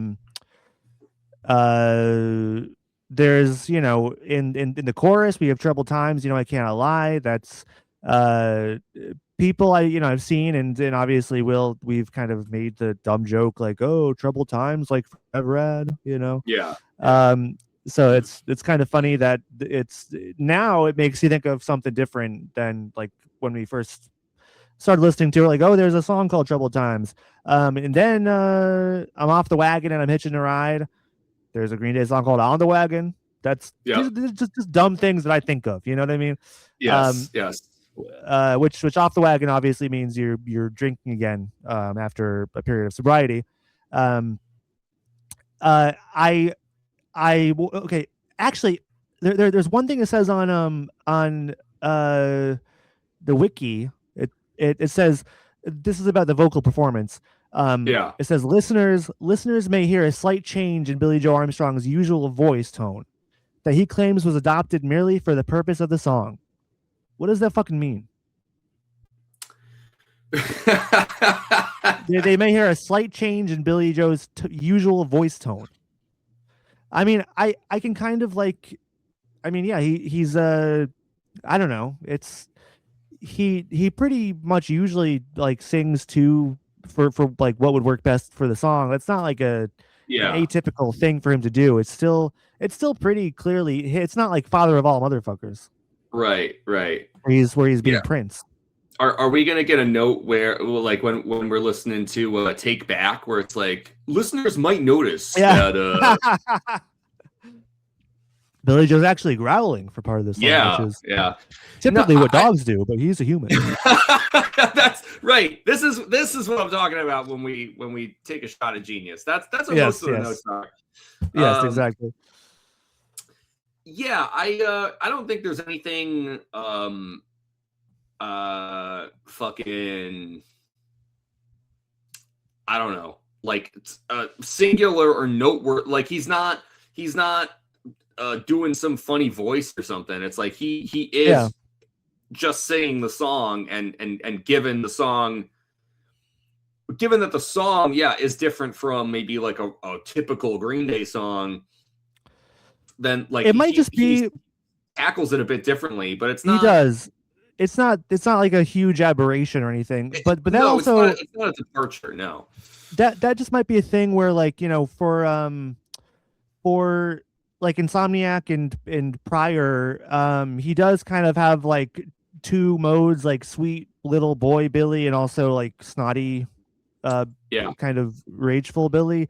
There is like a crispness to his vocal performance here on Hitchin' a Ride that like he does. I mean, it's like it is a very, very, very kind of subtle tone, like only the Benny Gesserit would pick up on it, that's right. For our Dune heads. But that kind of carries through American Idiot and onwards. Just it's like less of the snottiness, it's more of a crisp performance, but I mean that's just like very, very like minor change. It's like it's not even, it's almost not worth mentioning, you know what I mean? It's a very funny note.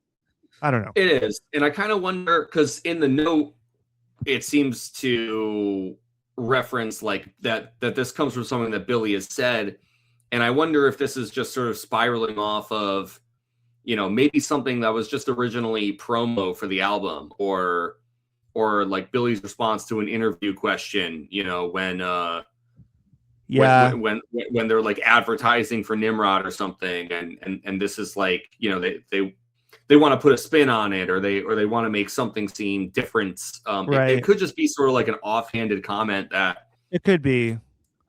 I'd be very, very interested to see where that stems from. Yeah. Um, and then, but we'd be remiss to not mention the outro here. We get some Mike and Billy singing together, Yes. Oh yeah, I which love is that. Don't know where I'm classic. going. Yeah, Yeah, Mike is singing "Don't Know Where I'm Going" as Billy repeats "Hitchin' a Ride." Just an awesome moment for the duo. It's a great kind of back and forth they have it for is. the outro. And it's I love there's a good amount of time devoted to it. It's not Yeah, over long, but it feels like they really let the outro kind of breathe and conclude sort of very naturally. Um and yeah, there's just a really good like interplay between Billy and Mike here. Like sometimes they're like especially like on 39 Smooth or Kerplunk, like you'll get harmonies, you'll get like some yeah, whoa-ohs or Mike kind of singing along with Billy in certain parts. But I like that this is sort of like a dueling um vocal performance or overlapping, I should say. So I also think it's kind of a unique sort of Mike and Billy singing along kind of moment. I really dig it. yeah. Um, And there are harmonies here. Like there's some good subtle harmonies with Mike and Billy throughout the song that are, you know, this is kind of very Green Day '90s harmonies that are subtle, but once again still there. Sorry, Connor, go ahead. no, I was just kind of. I imagine you're going to the same place here because as we're Yeah, finishing the outro, there's also sort of the mystery surrounding the very end of the song. we have to mention it. We have to mention it. And I was gonna ask Connor, is this something that's in the lyric booklet? No, it's not. Okay. Okay, good. I didn't think it would be. But on Genius, Connor, there are lyrics here for what Billy Joe says. Yeah, Um, so they're wrong. this is so what what Genius says here is Billy Joe at the very end of the song says, "Say birthday boys hey." Yeah, I don't buy it for Say 1 second. birthday boys hey. Yeah, What the fuck? yeah. I I think that this is exactly what you were describing from how professional lyric booklet writers apparently work, which Yes. is they're just going off of what they hear and they're like, well, fuck, It's I gotta write crazy. something. Yeah. Apparently, the dude who was in charge of this didn't even try. They Yeah, were just he's like, like, nope, I'm not going there. I'm not yeah, going there. this isn't words.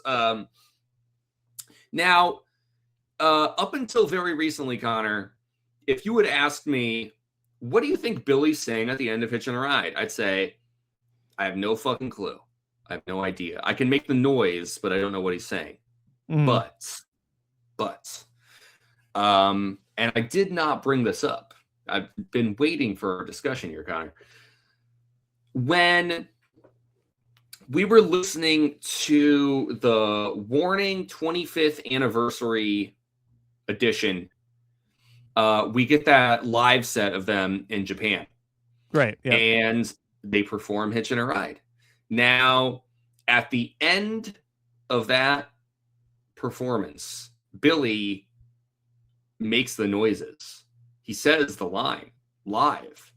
And I cannot say I'm absolutely certain, but here's what it sounds like to me because it's way more clear on that live track. To me, it sounds like he says, I said one day, one day. Okay. And to me, that makes me think if indeed that's what he's saying, and within the context of the song, it makes me feel like one day,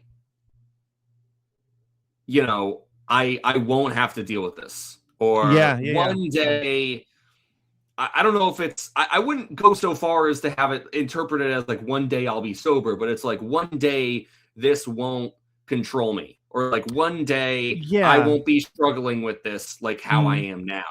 Yeah. And I cannot say for sure, But listen, you go and listen to that Warning 25th Anniversary, Hitchin' a Ride, end of that song there, and that's what it sounds like to me. I'd be very curious to hear about others and what they think.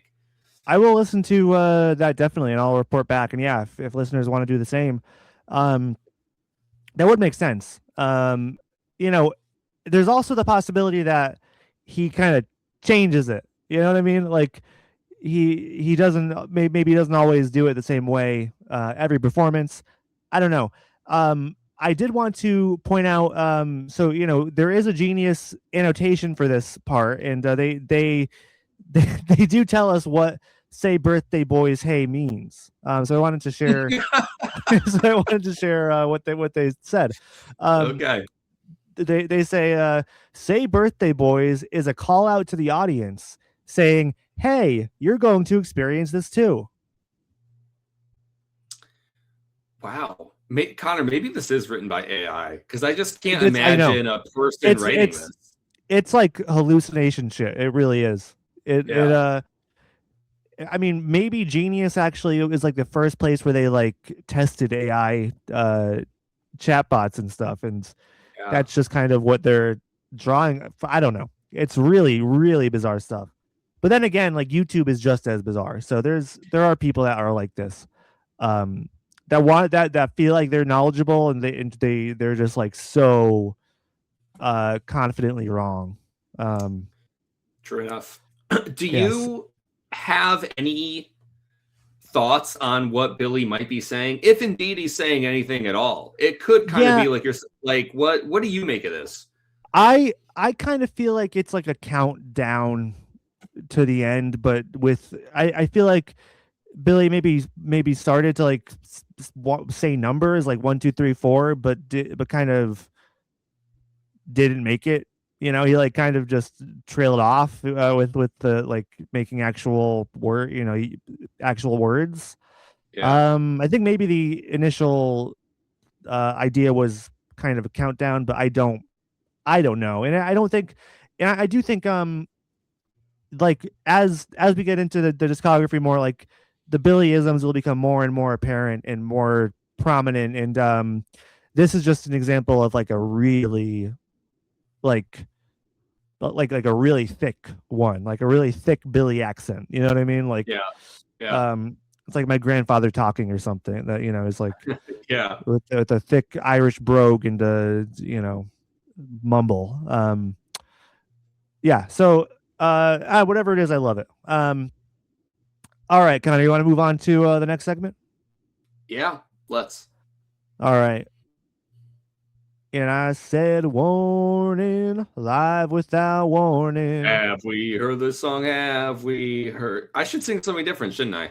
We have heard this song. We have heard this song.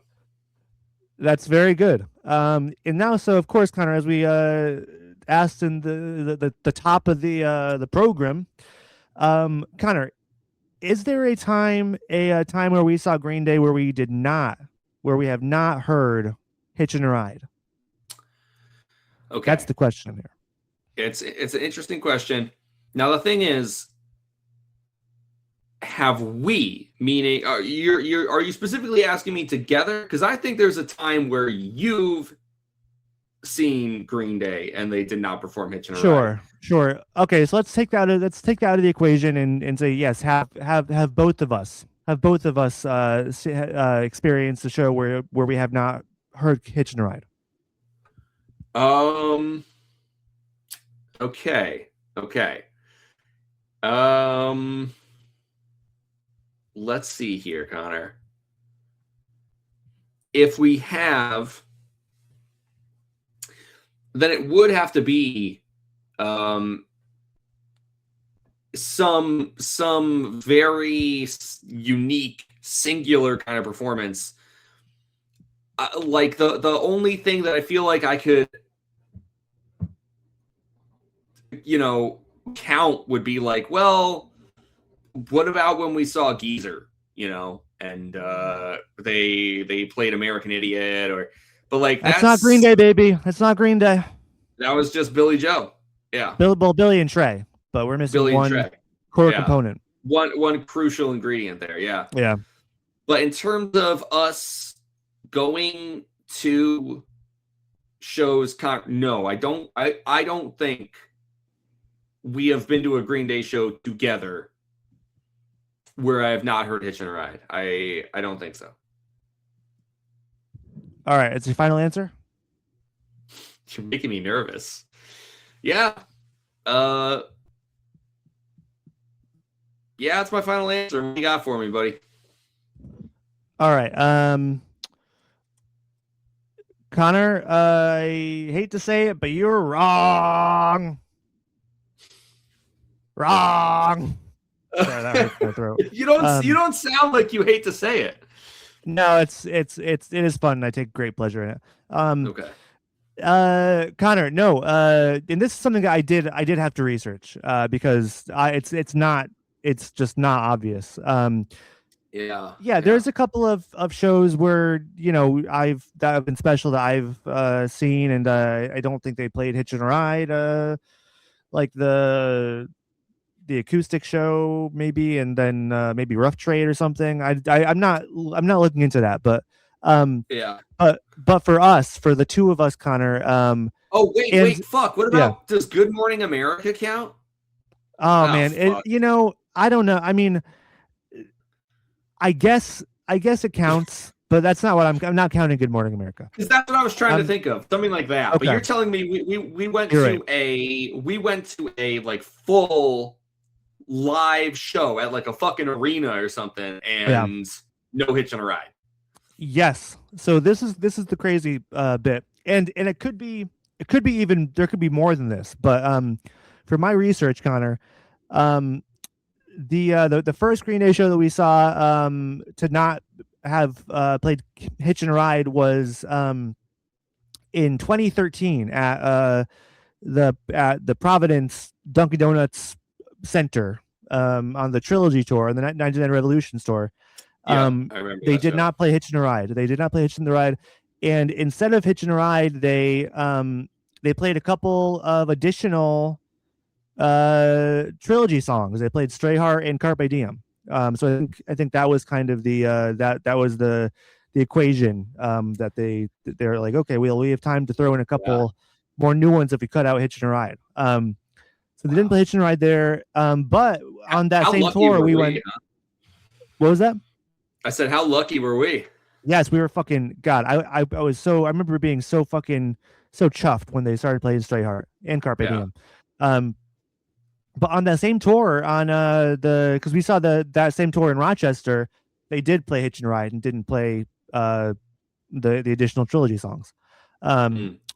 So that's the trade-off. But then I was looking into even more, and according to Setlist FM, Connor, on the most recent tour, the most recent Green Day show that we saw at Citi Field in 2024, on the Saviors tour, they did not play Hitchin' a Ride. Yeah, I guess that makes sense. Yeah. Yeah, that makes sense. Because, obviously we were getting like all of Dookie, all of American Idiot. Yeah. They had to cut that for time, I think if they were to play Hitchin' a Ride, it would have been, they probably wouldn't have done the extended outro. So it just makes sense to just cut it, because they have so many singles they need to get through. Yeah. So, and I think I'm pretty sure they played it at Hell Omega, and Rev Rad tour, and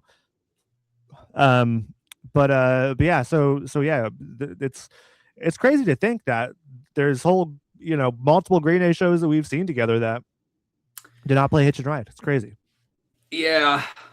I'm gonna have to be a little more careful and considerate with my answers going forward, because I fucking hate.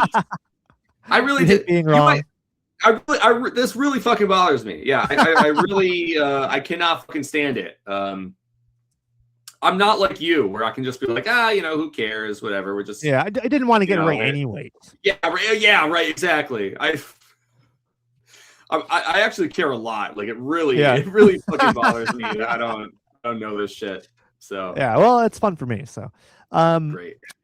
All right. yeah, let's jump into some of these comments from the seedy underbelly of the internet. We're running long today because we had a cancellation in our schedule. But we're gonna try to That's not do a million of these comments, even though there that's are okay. quite a few. That's okay. But All but right, you do have to do the intro still. of course I will. Connor, let's hear it from the anti-social media. We are All right, Hitchin' a Ride. What does the internet have to say about it? Here we go. There were quite a few like question marks with these comments, starting right off the bat from 3 months ago on YouTube. Wolfie25693 says, Scott Cawthorn, what have you done? And then a reply, Artbox7553, Scott, you did this to us. What the fuck does that mean? Who the fuck is Scott? Yeah, Scott from Cawthorn Heights. Oh, Cawthorn Heights, of course. Wow. Yeah, that must be why. And so as I read through the comments here, it got a bit more clear, and I think this is connected. The next comment was from Title Rose 26, 11 months ago. They say, I'd like to thank Five Nights at Freddy's, of all things, for introducing me to a genuine banger. And there's follow up that says, this is what Purple Guy was listening to in the Midnight Motorist mini game. And then I drove my purple car listening to this music. Wow. I have no idea. There's a whole world out there. No, I mean, Connor, this is like to me when I read shit like that, it makes me feel sick to my stomach, and and literally like with no joke, when I read shit like that, it makes me fear death. Like, like I just cannot, because we're sitting here waxing poetic on our nostalgia for Hitchin' a Ride, our early days of Green Day. We're like, yeah, man, my fucking cool older brother was downloading music and I didn't know what the fuck I was doing. And we just got to experience that side by side. And I feel like I'm going to have a brain aneurysm when I think about these kids as early to mid 30 somethings just being like, dude, like when I first heard Hitchin' a Ride, when I was playing Five Nights at Freddy's, like, that just exposed me to a whole different world of music that I didn't know existed until I played that. It's crazy. Game. Yeah. It's disgusting is what it is. Yeah, it is. I fully see the cyclical nature of these things, and how a theoretical older Gen X or Boomer could, I mean, I guess not with Green Day specifically, but like, like there's going to be cycles of nostalgia and the ways that things are introduced and reintroduced to generations over and over and over again forever. But in very specific instances like this, it really makes my skin crawl. It's a very strange feeling. Yeah, no, it's hard to process. So like looking at this, you're like, okay, this song was in Five Nights at Freddy's game or something, but then it gets kind of more interesting here. DZZ5799 says, after listening to this, I don't think Midnight Motorist copies Hitchin' a Ride. It just has a similar riff. I loved it, by the way. Then there's a reply that says, I think it's purposeful though. And then somebody else says, not gonna lie, the fact it's connected to Midnight Motorist has me convinced now that William was actually drunk. And then there's a response that says, same, which would have huge ramifications for the lore. Like, the alcohol enabled his first kill on Charlie since he was mentally unstable already and hated Henry. And then he noticed the puppet was possessed, which could have sparked his killing spree. Just like it goes on and on about the fucking implications that this song has on the Five Nights at Freddy's lore. It's crazy. Wow. Yeah, it's Connor, it's insane. It's really insane. And I fucking, you are this close to just making me spiral out of control. I'm going to stop talking about Green Day and start talking about something, because it's like, this is, one of the other things that really pisses me off about this shit is that I can't believe I'm going to say kids today, but I'm going to say it. But kids today, they really only play like 5 different games. Yeah. And that's it. It's like you ask a fucking kid who's like 12 and under, probably even 15, and I don't even fucking know where it stops and where it ends. But at least with like the kids where I teach, sometimes maybe pathetically, I'll try to, sort of be like, hey, I play games too. And fucking every time the kids ask me, like, what do you play? I might tell them, like, I'll play Hollow. They don't know what the fuck Hollow Knight is. And I get it's not a blanket statement, but I mean, every fucking interaction I've had with a kid and been like, oh, what games are you into? Minecraft, Fortnite, Five Nights at Freddy's. Really? It's that popular? Roblox. Wow. Free Fire. I mean, like, it's just Free Fire. What about Falling Sand? I'm sorry, Connor, but what the fuck? The world we grew up in is gone.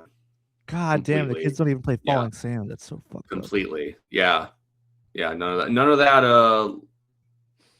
none of that fucking line sletter game where you drew the line and the fucking guy to slide. None of that shit. That's a shame. That's a damn shame. Whatever. Let's talk about Hitchin or Ride. Okay. To continue, this is an interesting comment from Fritz Tuber 3012 from 4 years ago. This is about the video. They say interesting contrast of eras. A 1990s neo-punk band dressed in 1950s rockabilly style, while the supporting cast is dressed like the 1920s. Yeah. What a mashup. Yeah.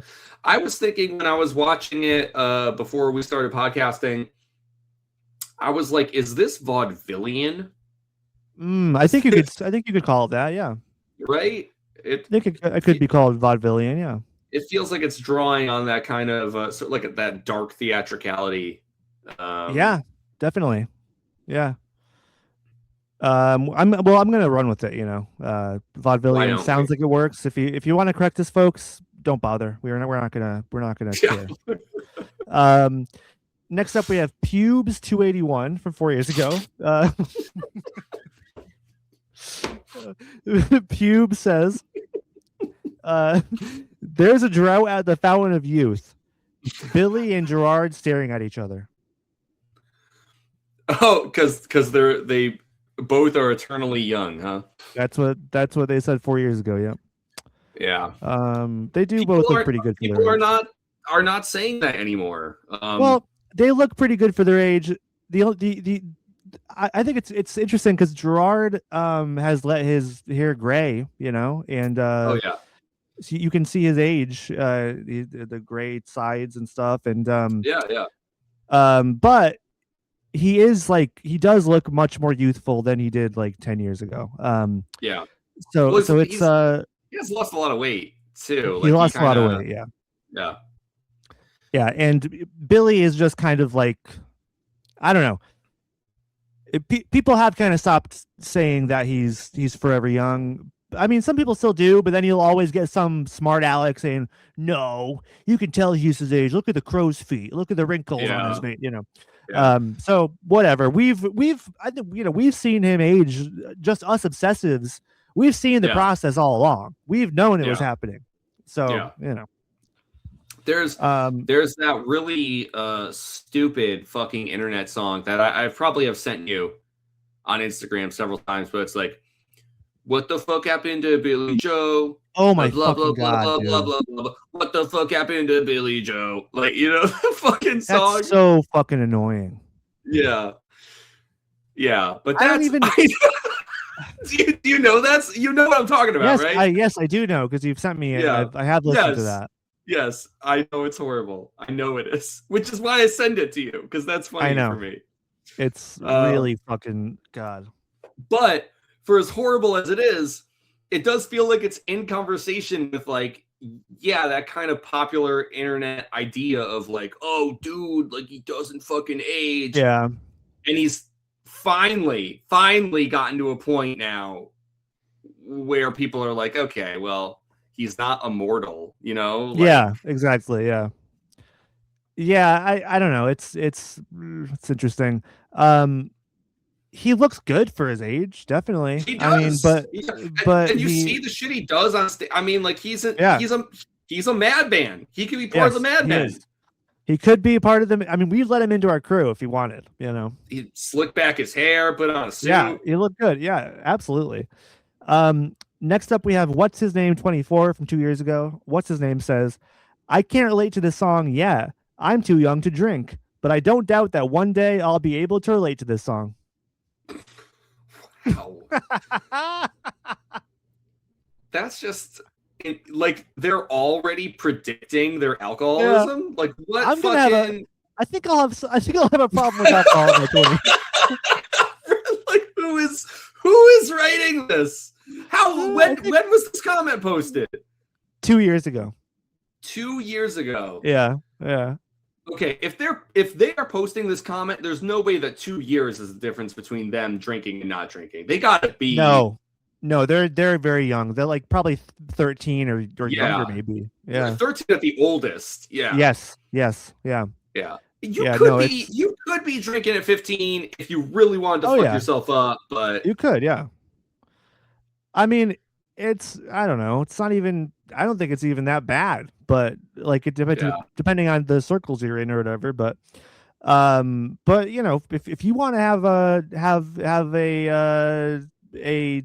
a period of your life where you know you have these issues, if you want to manufacture that, then more power to you. You know, live your life, do what you need to do. It is funny because you know you've talked about and we've had conversations about how when we were too young to experience or know about these things personally, the songs do make you kind of romanticize or fantasize about like, oh, what would it be like if I and so like in some ways this is like a way more oddly enough, I find this to be like a way more heartwarming or interesting comment than like, oh, I've listened to this song because of Five Nights at fucking Freddy's. Like, this is what kids should be doing. If you're fucking 12, you should be thinking about being an alcoholic in your 20s. Yes, I think that's a much better alternative. Absolutely. All right, we got a few more here. From Rebel Friend 2880, they say, sounds like something played when Scooby-Doo is running for monsters, and I mean that in a good way. I like this one. Yeah. Yeah, that's a fun one. It's quaint. Next up, we have Real Human Being for you. Real Human says, the beat makes me want to drive drunk down a highway and come home to find that my child was kidnapped by a yellow rabbit.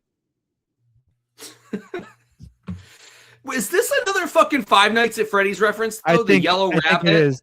I think it must be. I have no idea. I don't know what that series is about, but I think it is. Oh my god! This comment section is infested. It's infested. Yeah, the kids have picked up on this this underrated banger, this hidden gem, Connor. Ooh, wait though. I'm sorry to keep cutting you off, but yeah, it's okay. Connor, one of our predictions on the bingo card was Green Day song becomes TikTok sensation. Right. That's true. That's true. I don't know if this counts exactly because some of these posts are from like 11 months ago, and is it TikTok or Five Nights at Freddy's? You know what I mean? Is it both? I don't know. Maybe we can do some research into it. I mean, I think if it were blowing up, we would know. Just like how even though neither of us are on TikTok, Rivers will still not shut the fuck up. Yeah. Oh my god. He's milking it for all it's worth. He's milking that shit. It's insane. Yeah. And then the AI fucking album cover singing along to the song. I didn't see that. I didn't see that. That's insane. Boy. Yeah. No, it's yeah. Well, at least we have new Weezer music coming out soon, and hopefully they can. There's going to be an announcement just a day or two, right? Just a few days. Yeah, a couple days from now. 26, I think. Yeah. Get ready for our new podcast, Wheeze Dudes. Just joking. Next up, we have Max Murr 3793 from a year ago. They say choosing has become difficult. You go for memories. You go for the worst, or you go for the worst. Choosing has become difficult. You go for memories. You go for the worst, or you go for the worst. just the same thing repeated over. I don't know. I don't know Yeah, what the fuck the deal with that guy is, but I wanted to mention it. I don't know. It feels like they're trying to be clever. Like, Yeah. I don't know. All But right. I got I'm two. too fucking dumb. I don't know. Yeah, we're way too dumb. All right, I got two left here. We have next up we have Max of all 1240. Hmm. Hey, What do they know? What do they know? Max of all says Nimrod. Funny title. Now that we know all the elites, games, and pastimes, pretty revealing. dude, we are on the Just like you were same saying. line of inquiry Uh-huh. here. Yes, I mean there's a lot of things about this Max of all character that I think we That's see eye to eye. true. Yeah, it's a little That's concerning. true. What is with this overlap here? Yeah. This goes deeper than they're aware of. This is It very does. Yeah, intriguing. there's something going on here with this guy. All right, and last but not least, we have Surdy UHG from 2 years ago. Surdy says, "I loved all Green Day albums until Nimrod. This album doesn't feel punk, doesn't feel raw. It feels like Broadway." Uh, this is a strange one for so many reasons because it's like, Yeah, well, Green Day eventually Billy goes on Broadway. It's like there's, but yeah. I don't know, man. I mean, so Nimrod does obviously expand their sound scape like tenfold. It has fucking King for a Day, has horns, Yeah, and it's fun. yeah, And so I can kind of see where they're coming from, and like the vaudevillian nature of the music video maybe influences this comment too. right, indeed. But it's just like so not. It's just the band expanding their sounds a little. I mean, more than a little bit, but it's still Green Day. Like they're still Yeah, fucking rock and rollers. yeah. And as we've always talked about, this is something that we've talked about since the beginning, and something that we'll keep talking about because it can never not be part of the conversation when it comes to Green Day in so many ways. But like, first off, they've always had songs where they're fucking around. Like it's not like all their songs are just these hardcore punk bangers or whatever. Yeah. All their old fucking songs are love songs, blah blah blah. Like Yeah, very absolutely. very tired, retreaded ground that we have covered. But really the big thing here is I feel like these comments are like they're always coming at it from the angle of like the song doesn't sound punk, so Yes. they are not punk. And Yep. it's always just like, to me it just feels so comically antithetical to the like core tenets of punk rock, which ultimately is like freedom of expression, and like certainly like doing things against like, but it's not even about being against the majority, like it's about thinking for yourself. It's that's about really thinking the for best way yourself. I could distill it. Yes, and I think it's about having a clear moral compass Yes, in a certain way. yes, And we can have the debate. We get back to the Super Bowl and all that stuff, but I I think their values have rang true throughout the entirety of their career. Like we said, yes, they've and so I think there's people that they think of punk as yeah, just a sound, or they simplify the ethos to yeah, against the majority or against the elite or something, which is right. just a Which is where all the right massive wing, reduction.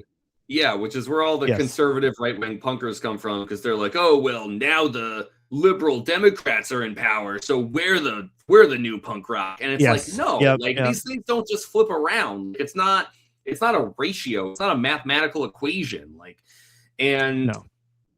so comments like this always really rub me the wrong way because they'll never go away. Go away. I'm making the Weezer joke now. They'll never Ah, they'll never go, yeah, they'll never go away because call it like Bethany. people are always going to she's alone by her phone right now. She'll pick up. They'll never Feeling lazy, going crazy. they'll never go away. Because people, there will always be people who have that surface level understanding of punk, and so like the conversation will never die because people do distill it down to just the sound, and I think that's one of the least punk things really that you can do. Like there's so many bands that sound like so much more legit punk rock musicians than Green Day in so many ways, and yet I'll argue until I'm blue in the face that they're way bigger fucking poser losers than Green Day's ever been. Totally. Whatever argument you want to make. Absolutely. So fuck this guy. Yeah, just Surdy, fuck you. And also, it's also crazy that that this comment is being made like about Nimrod and not about American. Like after American Idiot, like you can't say that Nimrod's the Broadway album. Like what the fuck are you? Doing? This comment was made 2 years ago. What the fuck? Just bizarre. Right. Even your criticism is completely ignorant. Yes. Connor, who wins comment of the day today? Any thoughts? I'm giving it to the 12-year-old who has big aspirations of being an alcoholic one day. Hell yeah. I mean, that just Connor, you got any pointers on how we can do it to remain functional but still, maybe be considered by some people an alcoholic? Yes, I'll tell you what. Only do it when you're podcasting or on camera. Yeah. Mm-hmm. That way, visibly, you appear to people who don't know you and only see you through this very narrow lens as a big drinker, and yet in all other aspects of my life, I mean, I take it easy. I take it easy. I hang out with you off the pod, Connor, and all you're doing is you're having a cup of tea. You're having a cup of tea. Right. You're drinking. Sometimes you'll do a seltzer. Yep. If I'm feeling crazy. But, but no, I've only ever seen you drink on the podcast. That's some lore. I've never ever seen you drink off the pod. Yep. It's just something you. I mean, honestly, to the point where I'm like, you're kind of a poser. Like you're kind of just like trying to build his reputation. Do I even like to drink? Yeah, or is it just... It surprised me the first time you cracked open a brew, and but I guess it's your thing, so that's okay. But yeah, so that's good advice for this young 12-year-old. Just if you want people to think you're an alcoholic, that is the way to do it. Definitely. Yeah. It's very good advice. So let's see, what was this guy's name? Not Scott Cawthorn. That wasn't his name. Was it the what's his name one? No. Was it? No. His name was. Usually you're much faster at this. You're Shut really the fuck up. His name was what's his name? What's his name? 24. Yeah, what's his name? 24. Congratulations. What's his name? It's a great name as well. You have won today's episode. Please contact us to claim your handsome reward. Connor, any final thoughts before we wrap it up? I know this was a long episode, a long discussion, but I think Hitchin' a Ride deserves it. I think it does too. We had plans for this to be much shorter. It was meant to be a shorter episode, yeah. I'm glad that we had the room to stretch out our discustion, because much like the bridge of Hitchin' a Ride live. Yeah. Yeah. Over and over again. I think I hope, I guess it's up to the listener to decide, but I hope that it was warranted, because I felt like there really was this much to talk about in a song like this, because it's not just the song itself. It's like, as we've obviously been over, it also is a very prominent song in Green Day's discography. It's a song that they're known for, and so it's like the discussion is bigger than just talking about the studio track on the album. It's like there's a lot of history and a lot of ground to cover in a song like this, and definitely, yeah. I'm glad you and I got to do that, and even reminisce a little bit about our own history together. Yeah, It's a lot of absolutely. fun. You know, totally agreed. Yeah. I think it was well warranted. Folks, thank you for listening. If you want to help us out, go to Apple Podcasts and leave us a nice glowing review and a 5-star rating. That would boost us up in the algorithm. We're at war with the Joe Rogan podcast. We're neck and neck with them. We just want to eke out the #1 spot. We're so close. So just do us a favor and give us a good rating. You can email us at greendudespod@gmail.com, and you can follow us on social media if you would like, on Twitter or Instagram, where I think we will post occasionally. Next up on the podcast, we'll be talking about the Grouch, which is that's going to be a fun one. So look forward to that, and rest assured we'll have an episode out in the next calendar week. That's right. And most importantly, folks, until next time, stay punk.